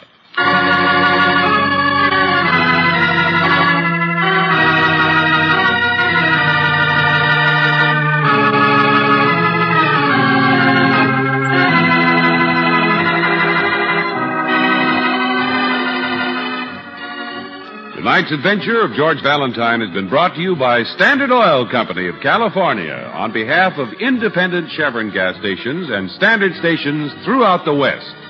Robert Bailey is starred as George, with Virginia Gregg as Brooksy. Let George Do It is written by David Victor and Jackson Gillis and directed by Don Clark. Ken Christie is Lieutenant Johnson. Anthony Barrett was heard as Briskin. Lillian Bayef as Estella. Bill Conrad as Fedor. Jack Prussian as Forelli, and Noreen DeMille as the Gypsy. The music is composed and presented by Eddie Dunstetter. Your announcer, John Heaston. Listen again next week, same time, same station, to Let George Do It. Let George Do It is heard overseas through the worldwide facilities of the Armed Forces Radio Service. This is the Mutual Don Lee Broadcasting System.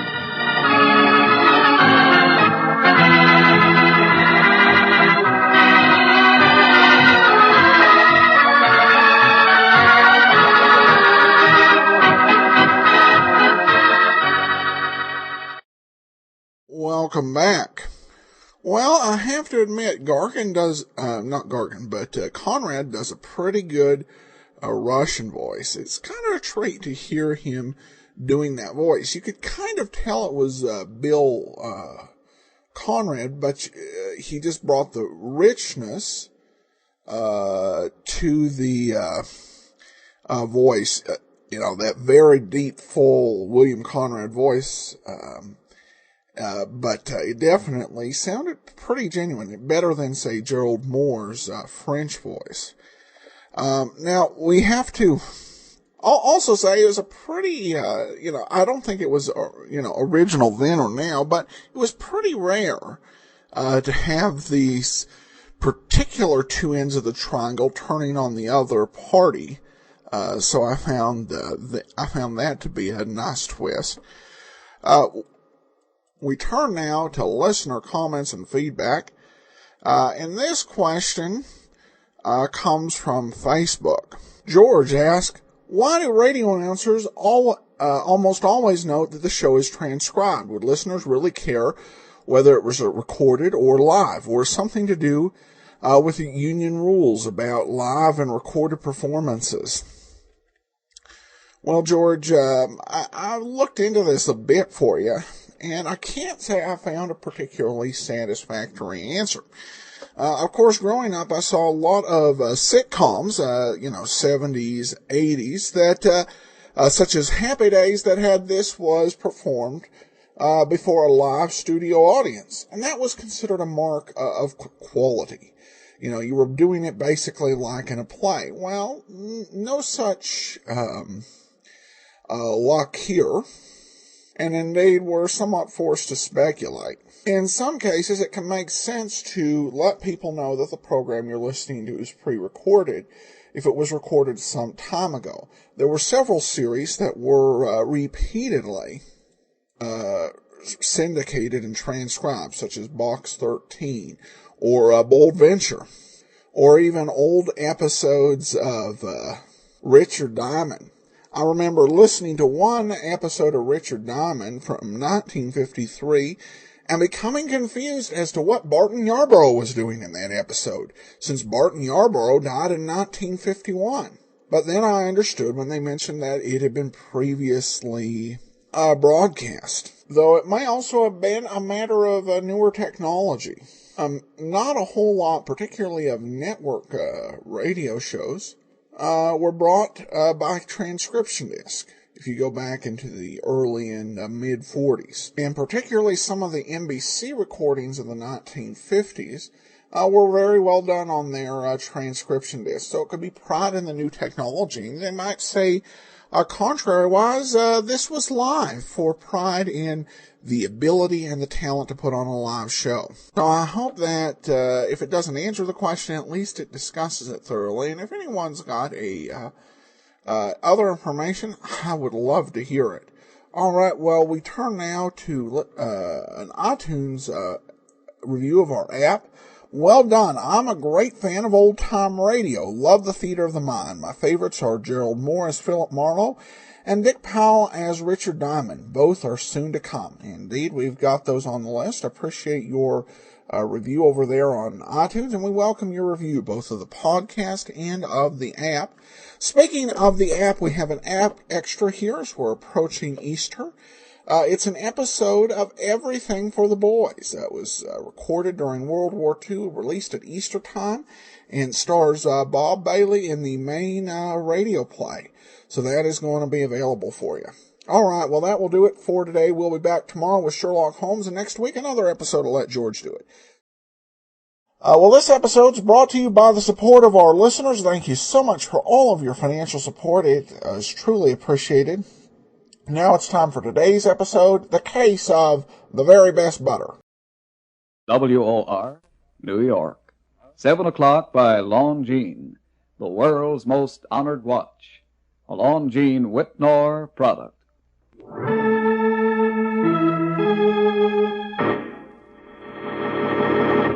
From New York City, the makers of Clipper Craft Clothes for Men and 1,036 leading retail stores from coast to coast present the world's most famous detective, Sherlock Holmes.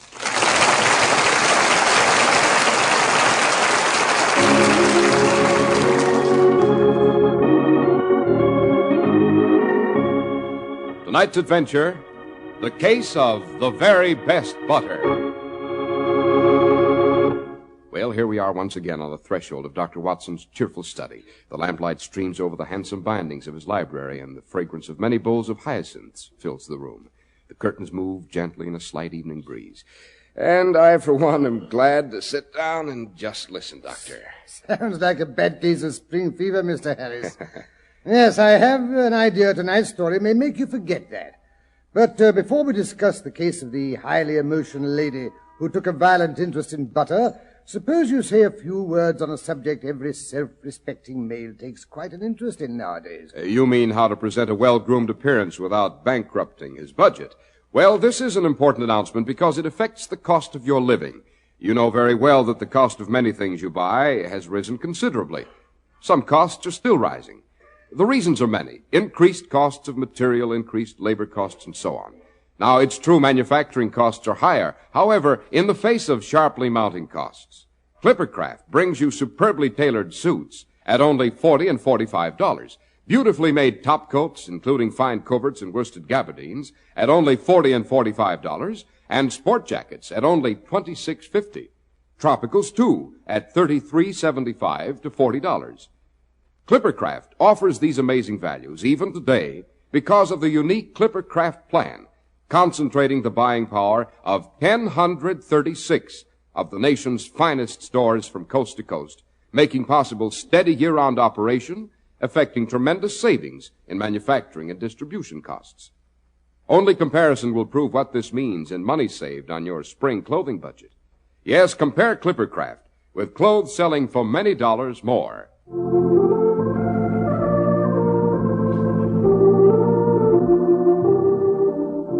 And now, Dr. Watson, back to the lady who was so interested in butter. Yes, it occurred while I was sharing lodgings with Holmes at 221B, Baker Street.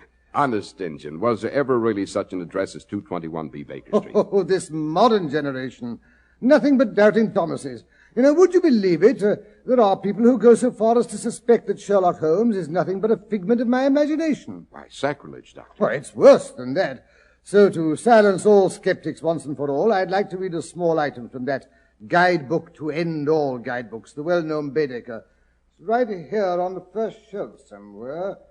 Yes, Baedeker's Paris, Baedeker's Rome. Oh, here we are, Baedeker's London and the environs. Don't tell me Baker Street is actually mentioned in Baedeker. Oh, it is indeed. Yes, I have the page marked somewhere. Yes, just Marylebone Road, Queen Charlotte's Maternity Hospital. No, that's not it. Baker Street Station. Yes, here we are. Baker Street. Chief thoroughfare between Oxford Street and Marylebone Road. Mrs. Siddons lived from 1817 till her death in 1831 at number 27 Upper Baker Street. House demolished. Tablet. Lord Lytton, the novelist, was born at number 68 in 1803. Tablet. And William Pitts lived in 1802-04 at number 120. Tablet. Sherlock Holmes also had rooms there. Don't tell me there's no tablet at 221B, Doctor. Oh, well, not yet. Give us time. After all, Holmes is still mortal.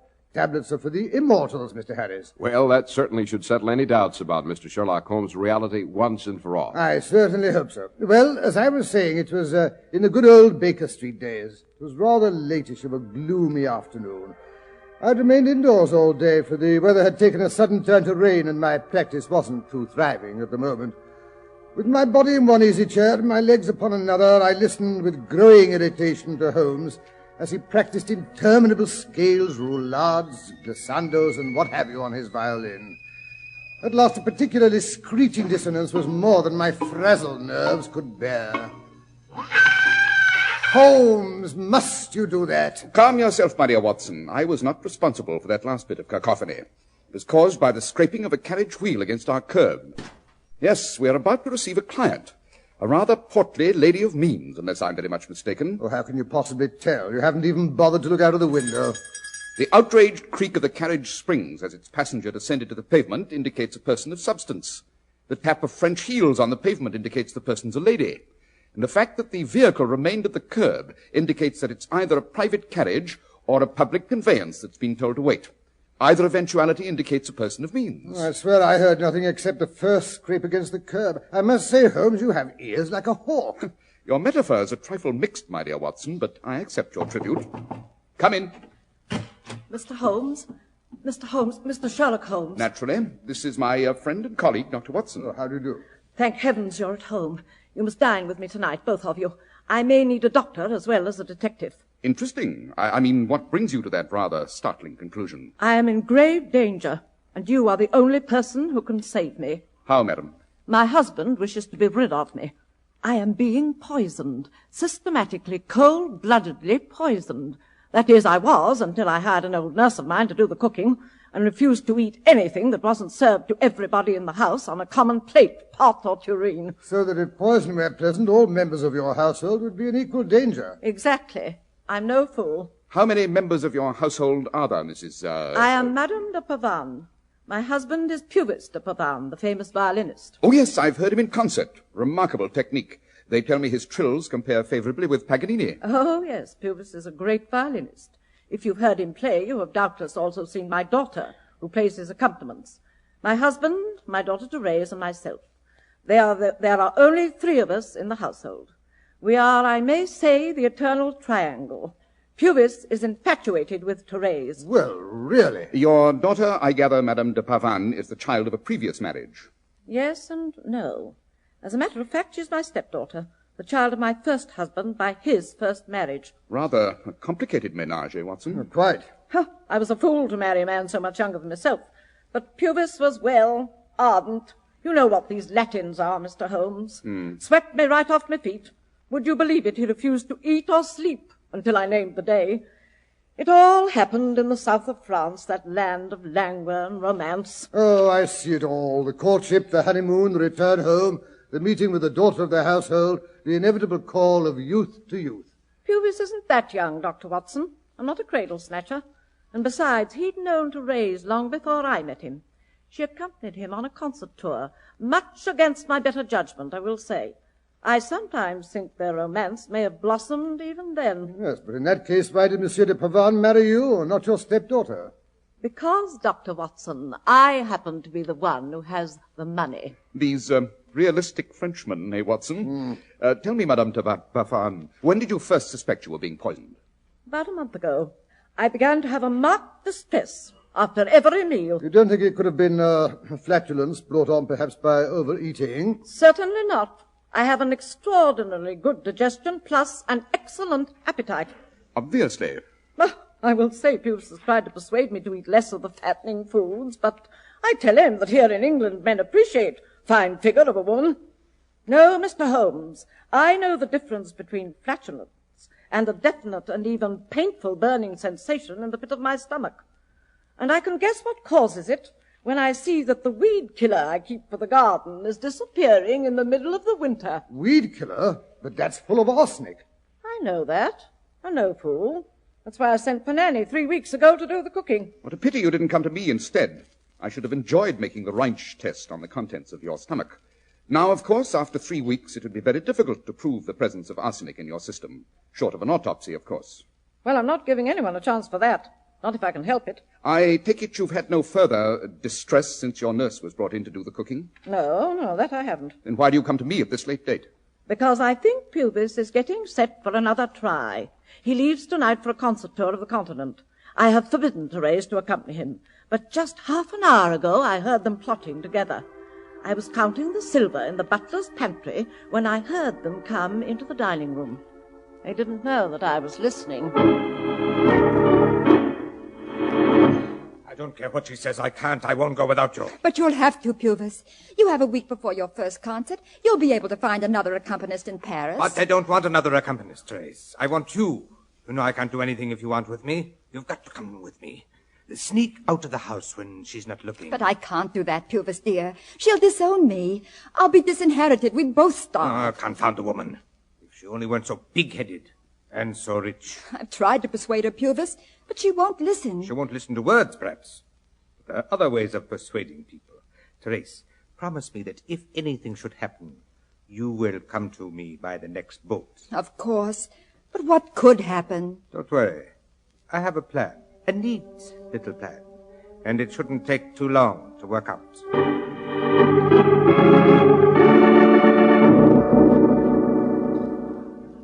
A rather ambiguous conversation, if you'll permit me to say so, Madame de Pavane. What makes you so sure your husband will try to poison you at dinner tonight? First, because it's his last meal at home. The boat train leaves at 9:30. And second, because I found this bottle in the waste paper basket in his study. A pharmacist's bottle with the label partly torn off. But the letters P-O-I-S still visible. P-O-I-S. Holmes, if you add O-N, that spells poison. Brilliant, my dear Watson. Positively scintillating. There seems to be a small bit of white crystalline powder still left at the bottom of the bottle. What do you make of it, Watson? Well, from the look and the smell, it might be Epsom salts. Holmes, what are you doing? Tasting it? What? Just the slightest suspicion of a taste, Watson. Yes, it's slightly acrid and metallic. That, too, might be Epsom salts. Want to try it, Watson? No, thanks. I'm not interested in tasting anything that comes in a bottle marked poison. Perhaps you're right. Yes, I think perhaps we should try some more extensive tests before we make up our minds about the contents of this bottle, madame. I don't care what you do, but don't be late for dinner. We dine at 7:30. The address is 49 Rathbone Place. You enter from Oxford Street. It's close to Tottenham Court Road. We shall be there, madame. On the dot.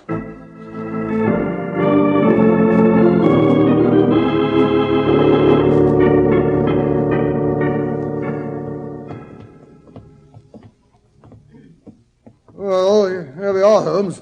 Rathbone Place. The name sounds vaguely familiar. Yes, you may have heard me mention it, Watson. The street is named after a distant, connection of mine.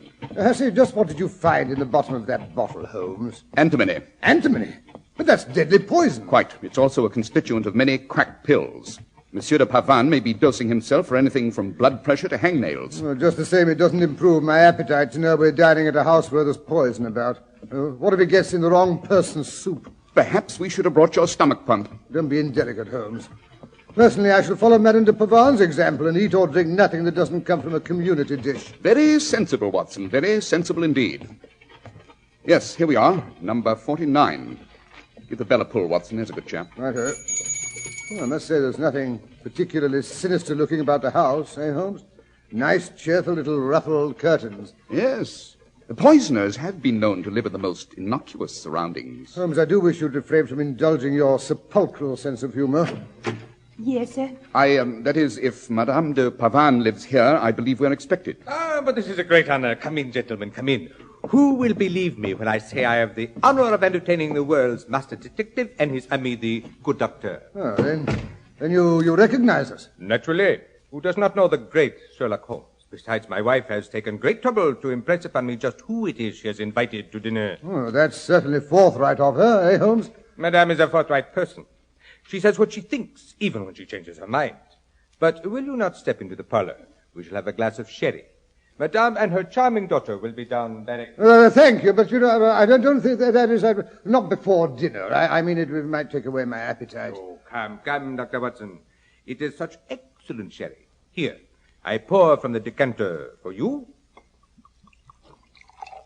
for the great Mr. Sherlock Holmes, and for myself.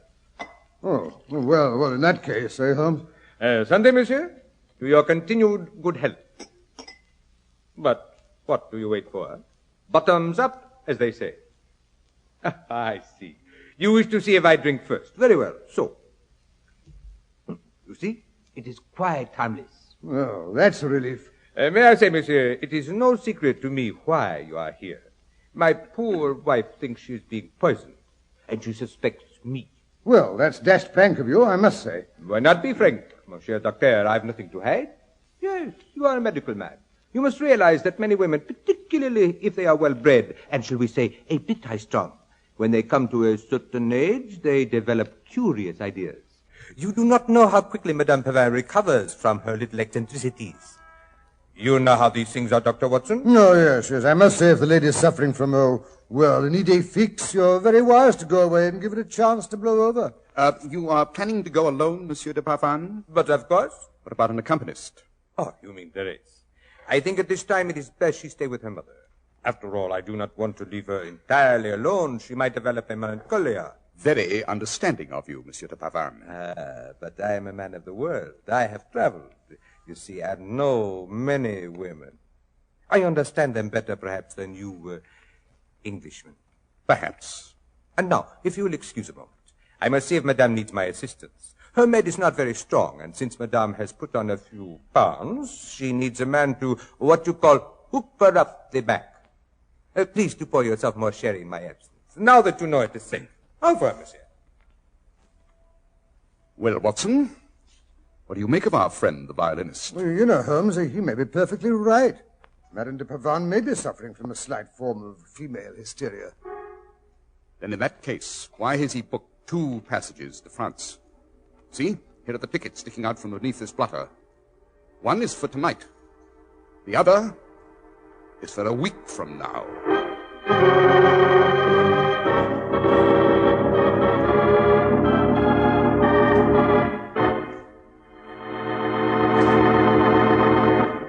So, Sherlock Holmes didn't think Monsieur Pavin was as innocent as he pretended to be, Doctor. No, Mr. Harris.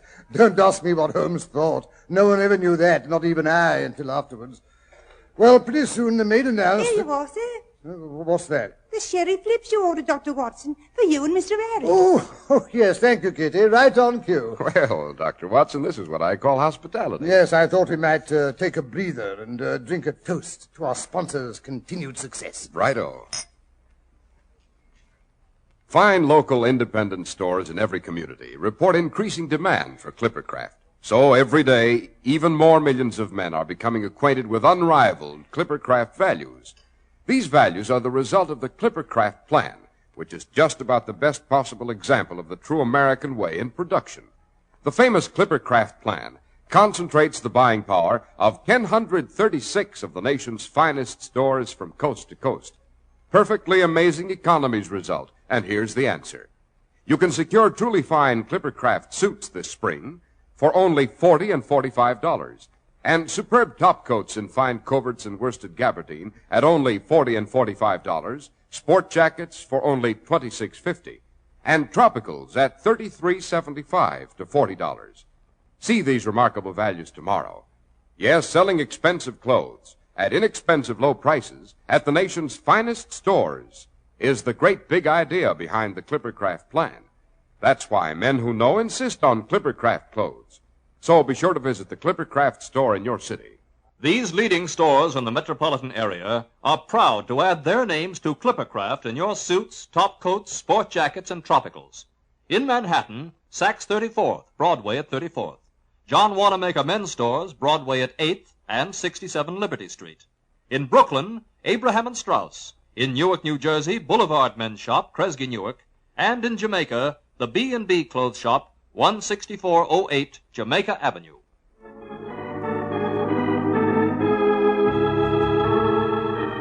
Well, now that we've had our pause for refreshment, suppose we return to our story, huh? Fair enough, Doctor. As I was saying, pretty soon the Pavan's little parlour maid announced dinner. Holmes and I repaired to the dining room where we found Madame de Pavan and her stepdaughter, a rather toothy female, already seated at either end of the table. Monsieur Pavan stood in back of his chair at the far side. Madame, who was ladling soup out of a large tureen, her napkin tucked well over her bodice, turned and pointed imperiously to the two empty chairs at the near side. You sit here, Mr. Holmes, next to me. Dr. Watson, you sat there, next to Therese. Oh, delighted, I'm sure. I'm afraid this soup isn't as thick as it should be. Old Nanny isn't the best cook in the world, but at least I know that it won't give me a stomachache. Oh, darling, you have such a delightful sense of humor. Soup of the evening, beautiful soup. You know the songs from Alice in Wonderland, Mr. Holmes? They have been so charmingly set to music by Lisa Lehman. Never mind Alice in Wonderland, Pubis. You may pour out the claret. Certainly, my dear. No, not from that bottle. The one that's not been opened, with the cork still sealed. Perhaps Dr. Watson will do the honors. He looks like a person who could handle a bottle. What's that? I confess quite freely that I have never been able to master that little object you call the corkscrew. Oh, of course, if you like. Here it is. Aha, a magnificent vintage, madame. My father laid down quite a respectable cellar before he died. Bravo, bravo. And now to add further to the festivity of this occasion, I have a special surprise for my dear little wife. Oh? What's that? Butter. You may not know it, Mr. Holmes, but ordinarily I do not approve of butter on the dinner table. Bread, I believe, should be eaten in the continental fashion, with just a pinch of salt. My wife, however, bless her dear little heart, has a weakness for butter, even though it is forbidden by the doctor.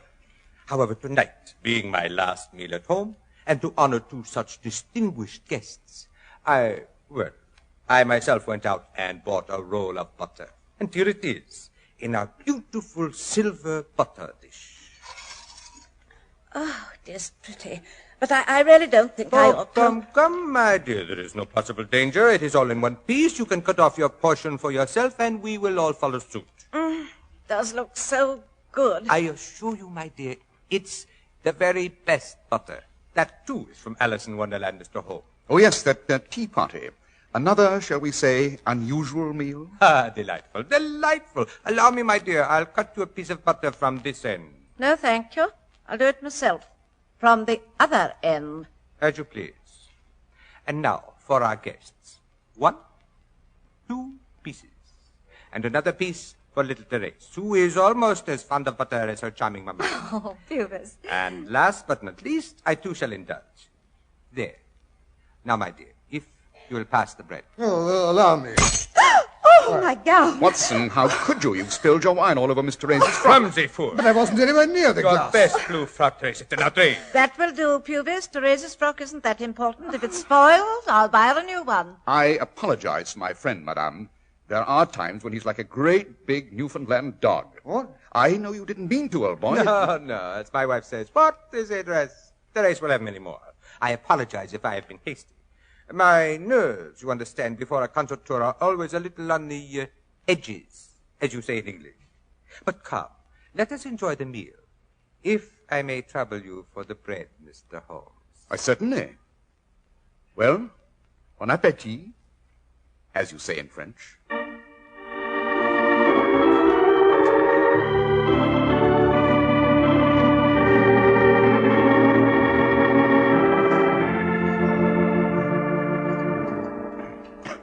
Another cup of coffee, Pubis? No, my dear. Many thanks. Excellent meal. I only hope I shall not regret crossing the channel.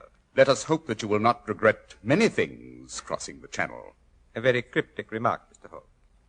But if by any chance anything should occur, You are here to prove my conscience is clear, n'est-ce pas?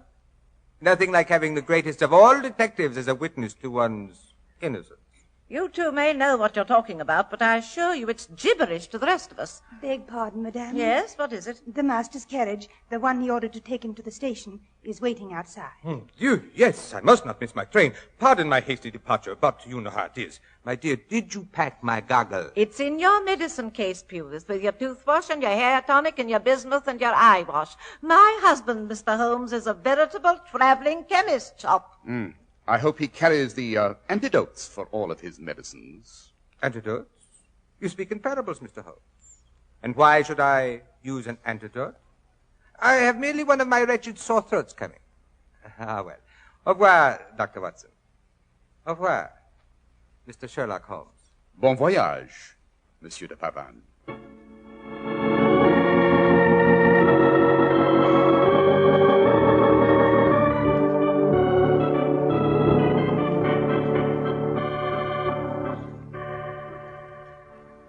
Morning, Holmes. Morning. Well, I must say that was a curious dinner party last night. What's for breakfast? Kippers, and don't monopolize them.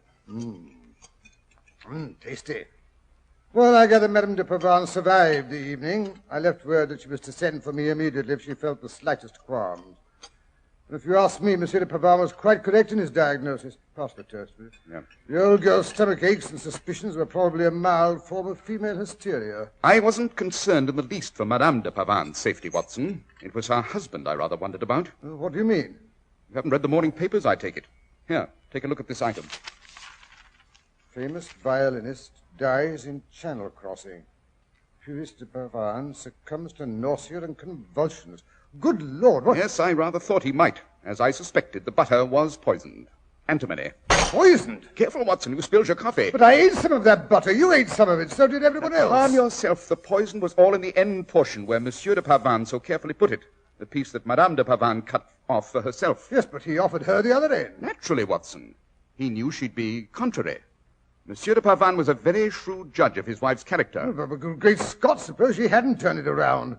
One of the rest of us might have had the poisoned slice. No, Watson, I rather imagine if that had happened, Monsieur de Pavan would have continued serving from the harmless end and left the poisoned bit instead of serving from the other end.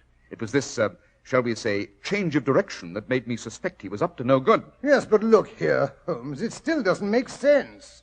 It wasn't Madame de Pavan who died, it was her husband. Naturally. Why do you think I upset that glass of claret over the daughter's dress? I might have known it was you. I did it in order to create a diversion, so I could shift Monsieur and Madame's butter plates without anyone being the wiser.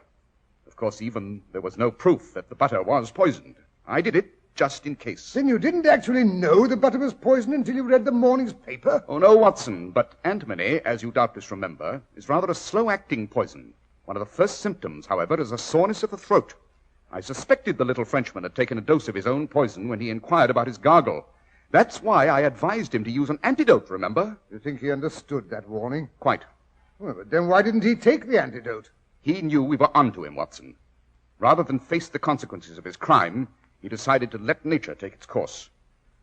Yes, spare me another kipper, Watson, if you can spare it.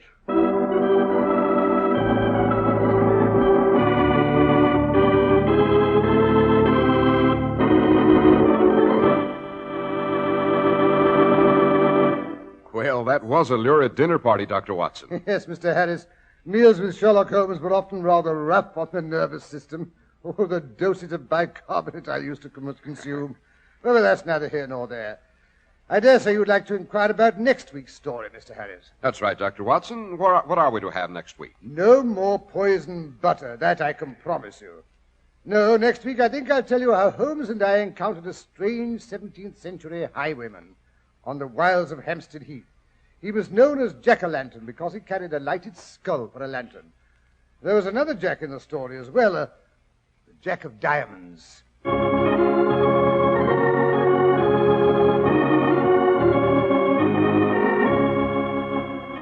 The makers of Clippercraft clothes and 1,036 leading stores from coast to coast have brought you another in the new series of broadcasts featuring the world's most famous detective, Sherlock Holmes.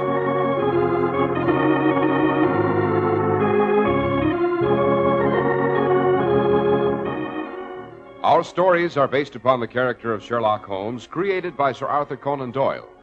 Sherlock Holmes is played by John Stanley, Dr. Watson by Alfred Shirley, and the dramatizations are by Edith Meiser. Sherlock Holmes is produced and directed by Basil Lochran, with special music by Albert Berman.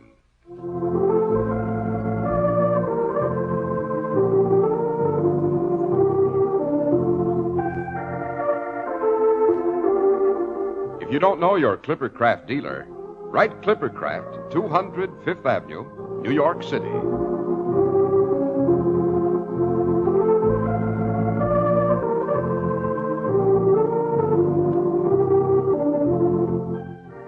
Be sure to listen next Sunday to Sherlock Holmes in The Return of the Jack of Diamonds.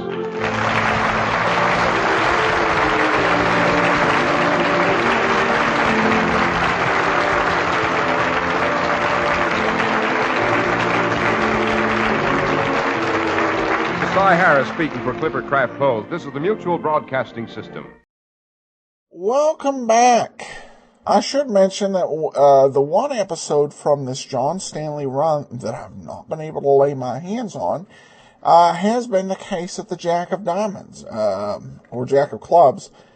So if you happen to have that, and I mean in a sense other than, like a Radio Spirits or Radio Archives disc, but if you've got an MP3, that you got, offline somewhere and I haven't found it, let me know, the case of the Jack of Clubs. Otherwise, we're going to have to skip that episode because I did my best to find it, have not been able to locate it. This particular episode, I think this is the second time we've had a case that dealt with butter. The last time, I think, was back during the Rathbone Bruce era, maybe the Conway area. But it was about an island that paid tribute in an amount of butter. Apparently, butter works well in Sherlock Holmes stories. Of course, a very convenient situation with a killer who won't take the antidote. Even Holmes giving him a hint that would probably be well advised. But at any rate, I guess it was a choice between running as a fugitive or the gallows if he were found out. Well, we do now turn to listener comments and feedback, and receive this email from Thomas, who writes, do you remember the radio series Man Against Crime with Ralph Bellamy? I think that would make a great addition to your collection. What do you remember about the series, and what thoughts do you have on Bellamy? There was not a radio series, Man Against Crime. There was a there was a television series, and it was one of the early successful TV crime shows, along with Martin Caine.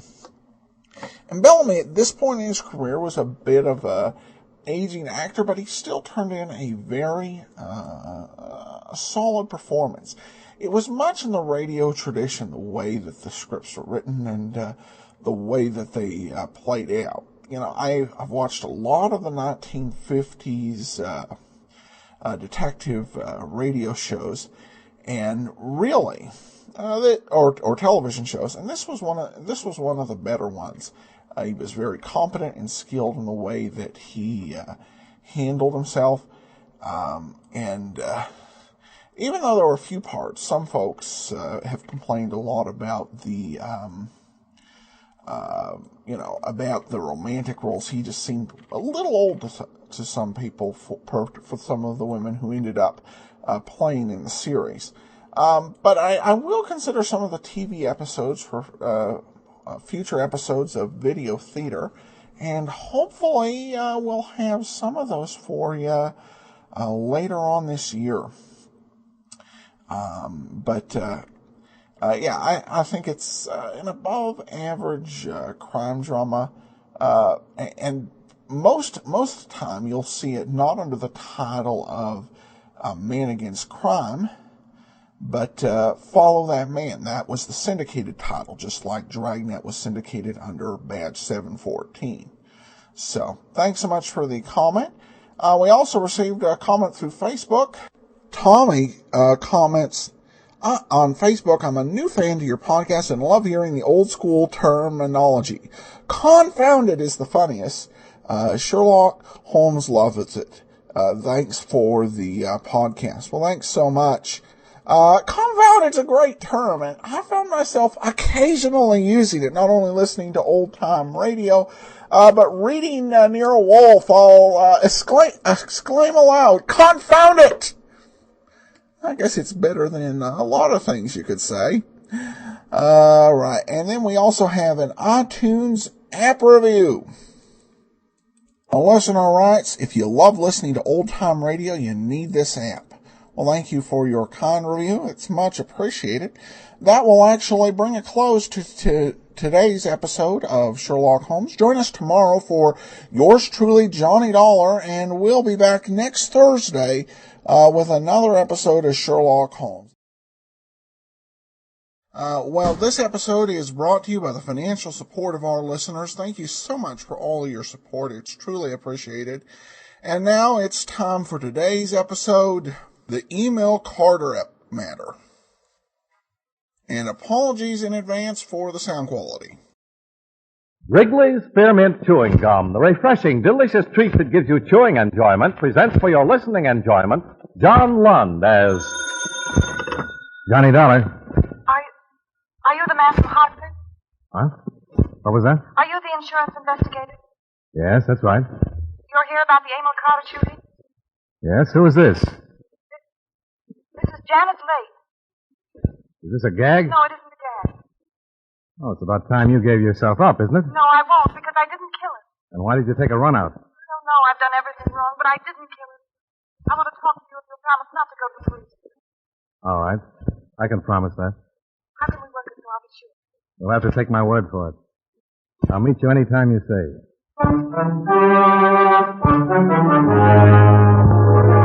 The makers of John Lund in another adventure of the man with the action-packed expense account, America's fabulous freelance insurance investigator. Yours truly, Johnny Dollar.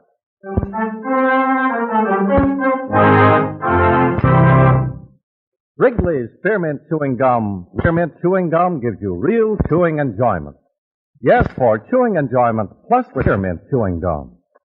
The lively, delicious flavor of Wrigley's Spearmint cools your mouth, helps keep your throat moist, and gives you a nice little lift. The good, smooth chewing of refresh and alert adds. So for chewing, treat yourself often to gum. Healthful, delicious.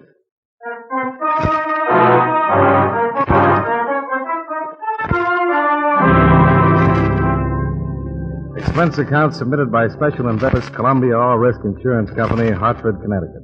The following is an accounting of expenditures during my investigation of the Emil Carter matter. Expense account item 1, $219. Airfare and incidentals between Hartford and Los Angeles. For a day and a half, the police investigation of the murder of your policyholder had taken the form of a search for the girl who phoned me, Janice Late. 4 witnesses, tenants in the dead man's apartment house, had seen her running away in the corridor outside his door immediately after they'd heard the shots. I was more interested in the existence of a beneficiary, Carter's brother. I made a statement to that effect. It was printed in the papers, and I assumed that the call from the chief suspect on my second night in town was the result. Naturally, I was more than anxious to set up a meeting. Later, I wasn't so happy about it.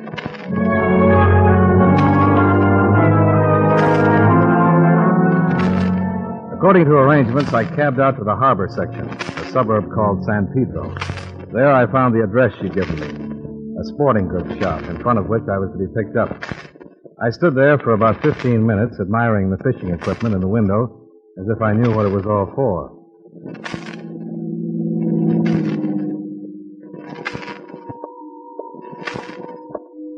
You got a match, mister? Huh? Oh, yeah.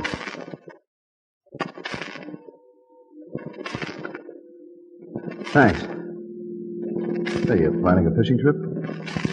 No. Why? Just asking. No, I'm waiting for somebody. Oh. You live in the neighborhood? No. I'm from Hartford, Connecticut. I guess you're the man I'm looking for, darling. What about the girl that phoned me? I thought she was going to show. She changed her mind. I'll take you to her. Come on, there's a cab around the corner.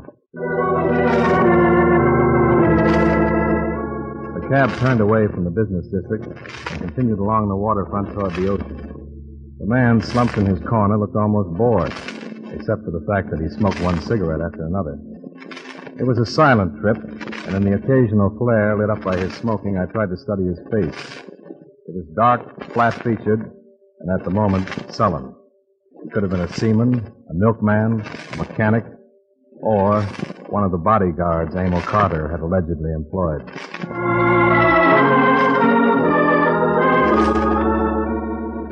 We left the cab in front of an isolated cafe, and he led me down a narrow road to a parking lot near the outer breakwater of the harbor. In the single car on the lot sat Janice Lake. Go on, get in, brother.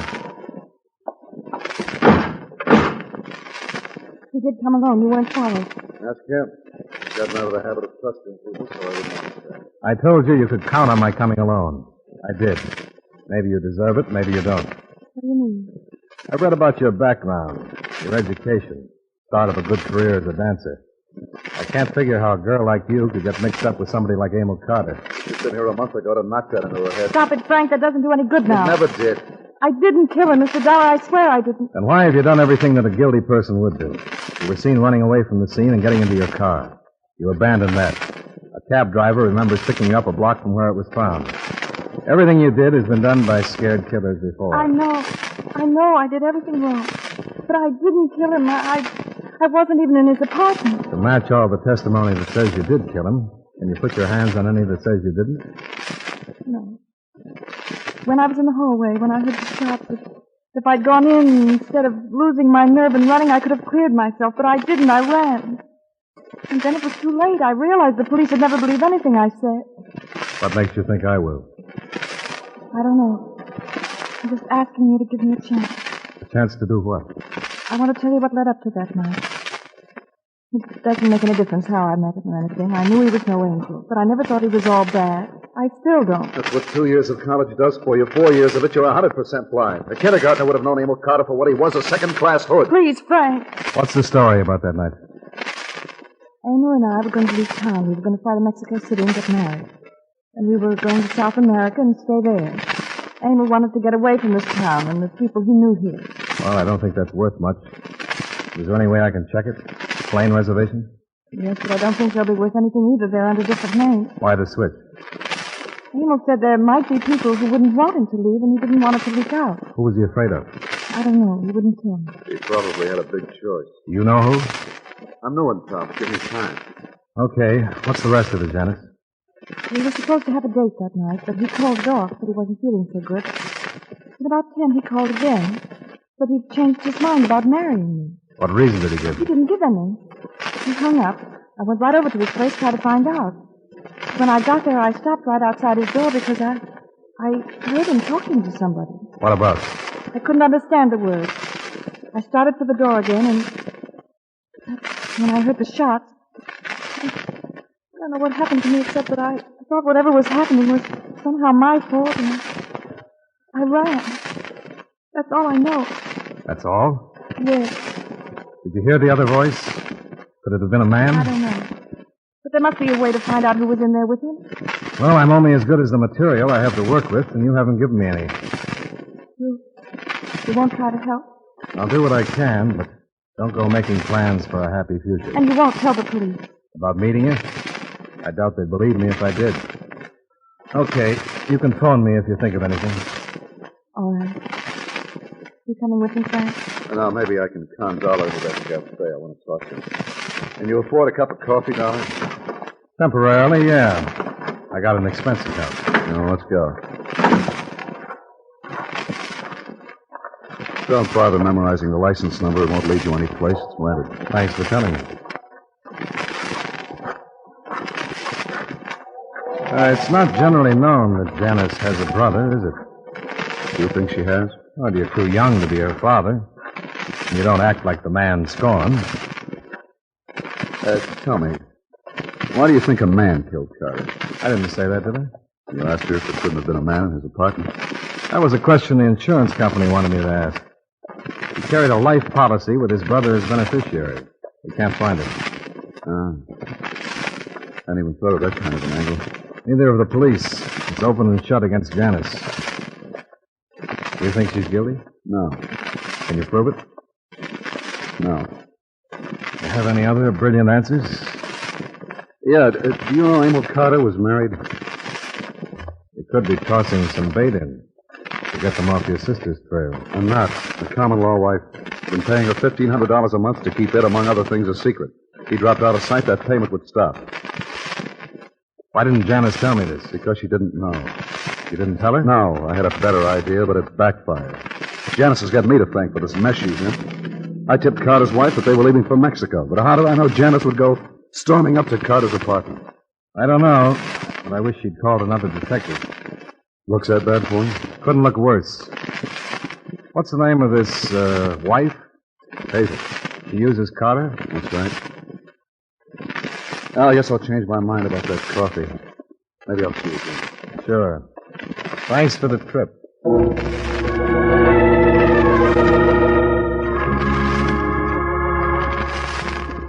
I cabbed back to town, but to my hotel, not the police. I had no idea of sharing with them the vague hearsay evidence that had been given me that night. It seemed to me the logical place to go was back to the tenants of Emil Carter's apartment building. I did, the next morning. And the developments that followed paint a fairly true picture of that hindrance to accurate investigation, the average eyewitness. I won't bother quoting all four at the address, but Mr. Samuel Nelson will serve as a composite. Why, yes, Mr. Dollar. I'm glad I can be of some service. I'll do anything I can. Well, thanks, Mr. Nelson. I've just come from talking with Mrs. Roberts down the hall. Oh, yes. Didn't you say that she was already in the corridor when you got there the night of the shooting? Yes, she was. Well, she seems to think now that you were there before she was. Oh, but she's wrong. I remember distinctly. I went out, and as you know, the Roberts apartment is across and to the rear of the one Mr. Carter lived in. You were looking toward the rear of the building? Yes. Why, the first person I saw when I went out was Mrs. Roberts standing there. Then I heard the sound of running up toward the front and saw this woman. She was running toward the street entrance.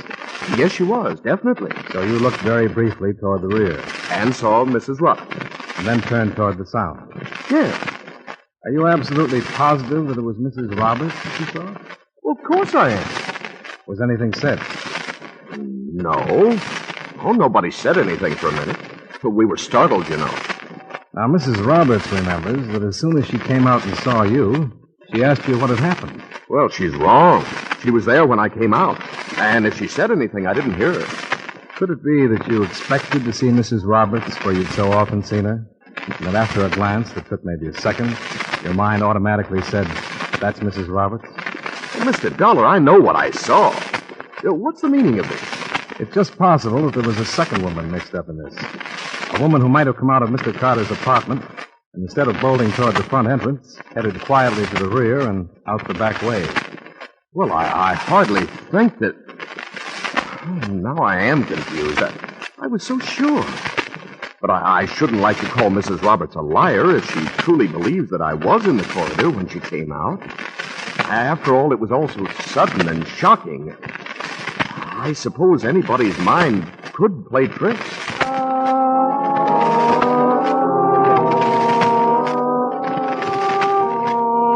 In less than an hour, 4 positive witnesses had broken down in the face of doubt. None of them could swear that there had been a second stranger in the hallway, and neither could they swear that there hadn't been.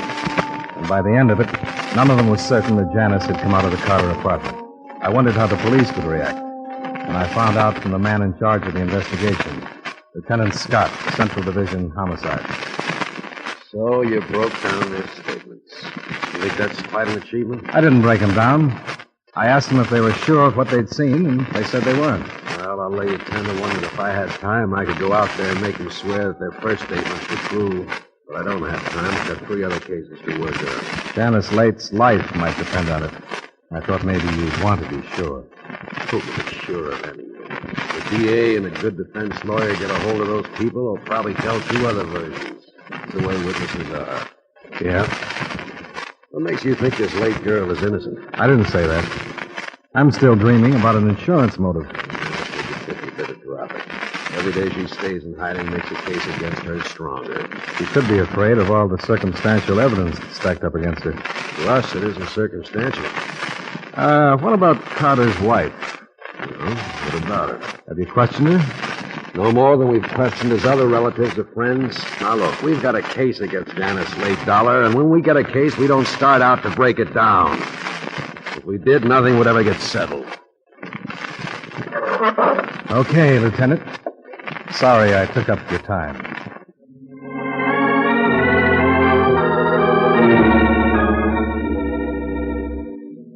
I knew I didn't have a chance of stirring up the police without something positive to offer. I didn't have it when I left the lieutenant's office, but I got it when I stopped by my hotel to check for phone calls. The clerk told me that a Mrs. Hazel Carter was waiting for me in the bar. Second booth to the right.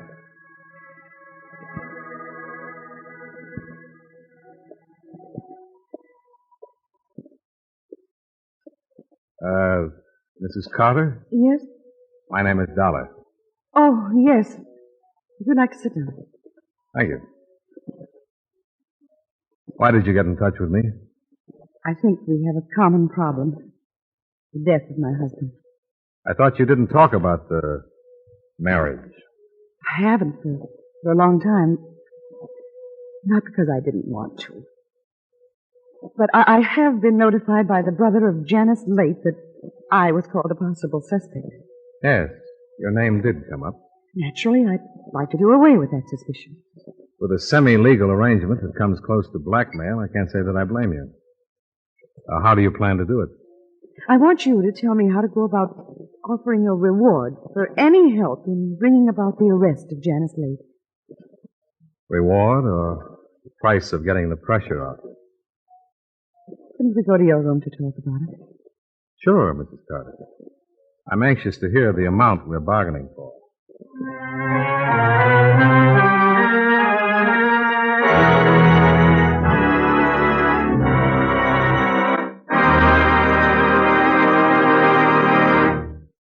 Friends, wherever you are, whatever you're doing, you'll enjoy chewing Wrigley's Spearmint Gum.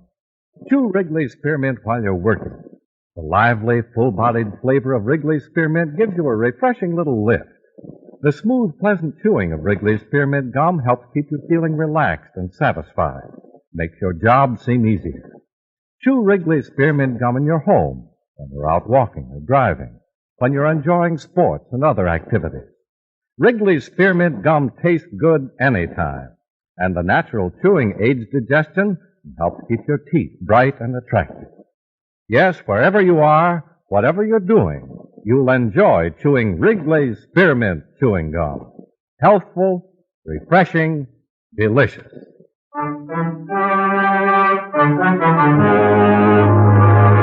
And now, with our star, John Lund, we bring you the second act of Yours Truly, Johnny Dollar.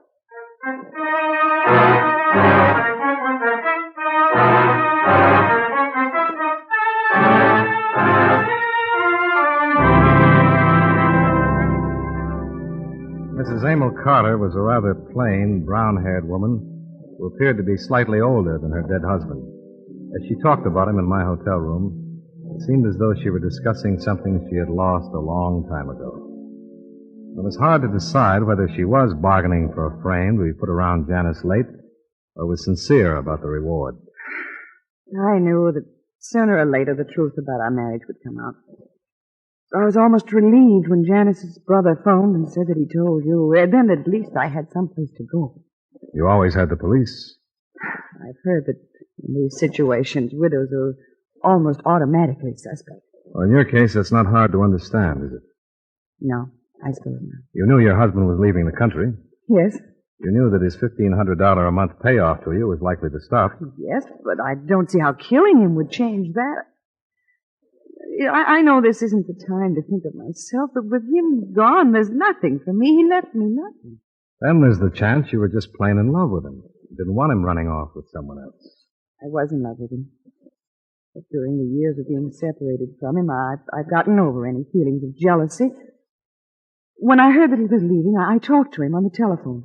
For the first time in months, I asked him if he realized what he was doing. how leaving me could be used against him by the people who hate him. Do you have any particular people in mind? It's fairly well known that Emil had enemies, and I don't know why they aren't being questioned. Because the witnesses in the apartment house saw at least one woman leaving the scene. Nobody saw a man. Then that woman was Janice Late, and I want to offer $5,000 if it will help arrest her. If you aren't interested, I'll go to the newspaper. I think you'd better, Mrs. Carter. When you lay it in front of me, it sounds too much like a pitch.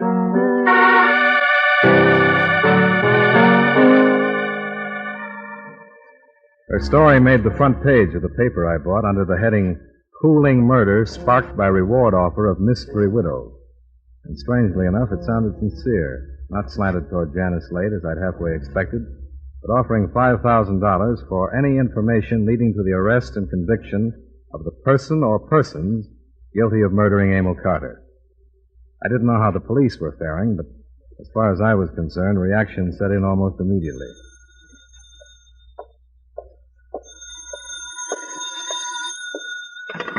Johnny Dollar. This is Janice Late. Oh? How are you making out? What kind of a trick is she trying, this reward in the paper? I don't know. It's got news value, and she must have laid cash on the line. It might even be on the level. Oh, you're crazy. It can't be on the level. You know that. She says she didn't kill him. You talked to her? Yeah. What'd she say? Just that. She didn't kill him. I'm surprised that you're so upset about her. According to your brother, you didn't even know about her. He told me about it last night. What's this going to do to me? I don't know. I think you'd better give yourself up. No, I won't. There's too much against me. The police don't care that I didn't kill him. They don't care who they get. Just so they get somebody. So they'll have to find me. The longer you stay out, the worse it looks for you. Now listen to me. The witnesses who saw you outside Carter's apartment aren't sure now that they didn't see somebody else, too. On the strength of that, give yourself up. Maybe we can do something with it. No. I'll have to think. I'll have to talk to Frank. I don't know what this reward's going to mean. I'll have to think. I'll call you back.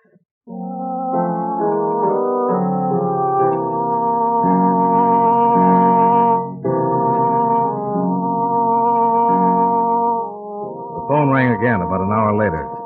I thought it was Janice, but it wasn't. It was Lieutenant Scott.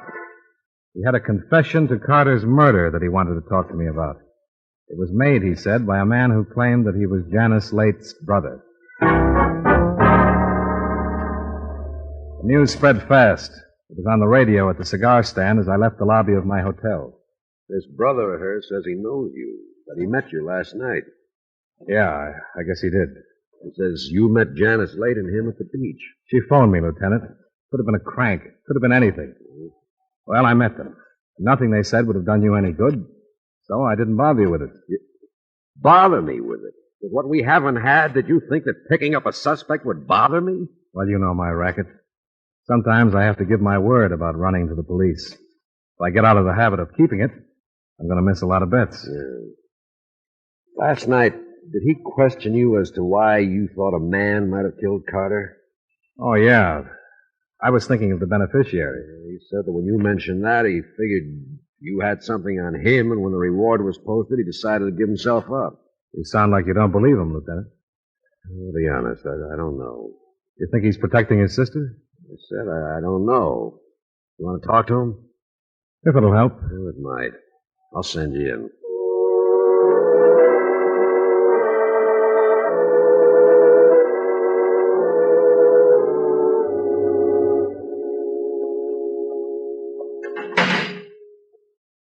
Hiya, Dollar. I hope I didn't put you on the spot by talking about last night. Oh, that's not important. Well, I was surprised to hear about this. Yeah. I'm surprised, too.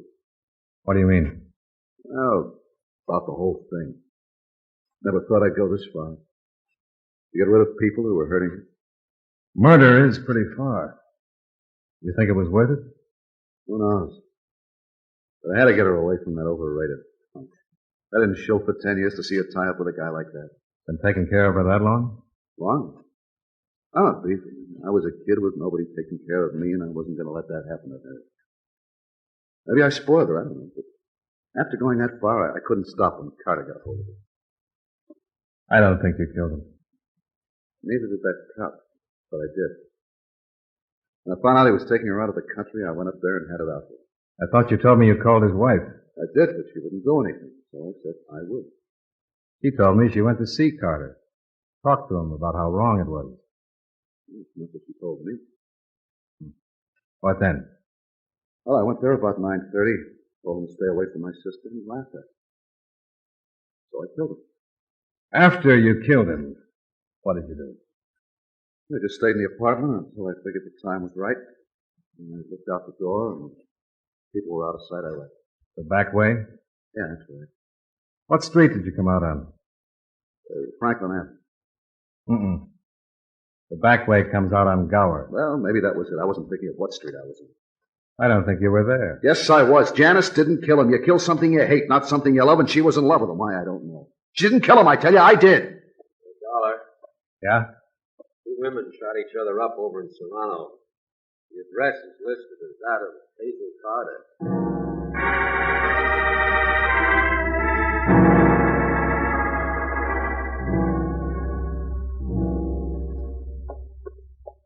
Hi, Lieutenant. Hello, Doc. Everything under control? I think so. How are they? They're both still alive, that's about all. And here's the late girl, over here. Janice? Janice. You remember me? Yes. She did. We don't know yet. Oh, my goodness. Why, Janice? My brother thought I killed him. He tried to save me from life. When I heard, I knew it had to be.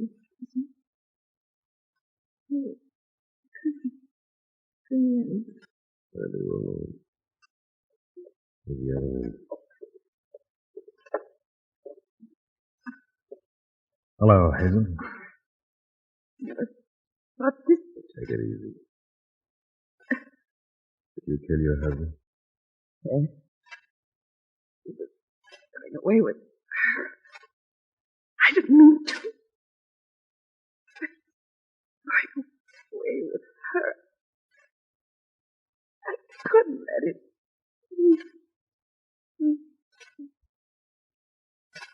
Lieutenant. This one's got. You died without finishing your statement. I don't think we need a statement. We've got too many now. And too many eyewitnesses.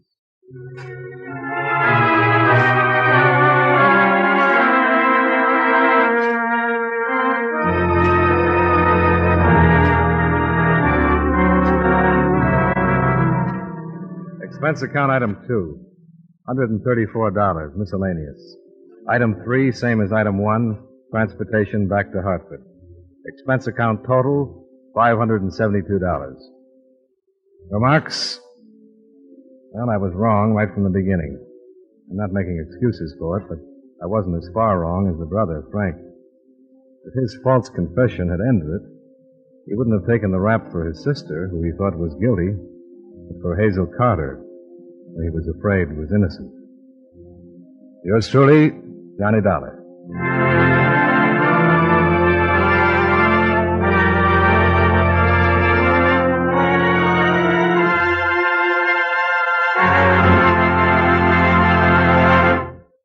Remember, friends, Wrigley's Spearmint Chewing Gum refreshes you. Wrigley's Spearmint Chewing Gum gives you real chewing enjoyment. The lively, full-bodied flavor of Wrigley's Spearmint cools your mouth, freshens your taste, sweetens your breath. The smooth, pleasant chewing of Wrigley's Spearmint helps keep you feeling relaxed and satisfied. Makes whatever you're doing more enjoyable. Yes, for refreshment plus chewing enjoyment, treat yourself often to Wrigley's Spearmint Chewing Gum. Millions enjoy it daily. Get a few packages and always keep some handy. That's Wrigley's Spearmint Chewing Gum. Healthful, refreshing, delicious.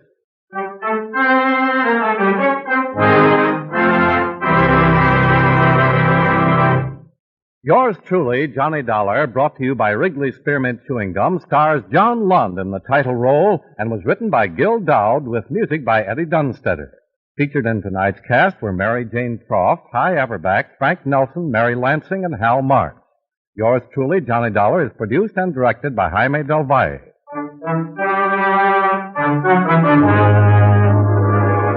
The makers of Wrigley's Spearmint Chewing Gum hope you enjoyed tonight's story of Johnny Dollar and that you're enjoying delicious Wrigley's Spearmint Gum every day. This is Charles Lyle inviting you to join us again next week at this same time when from Hollywood, John Lund returns as yours truly, Johnny Dollar. This is the CBS Radio Network.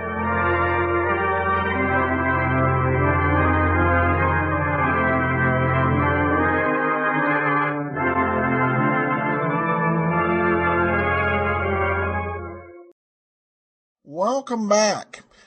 This is another one of those scripts that was revised.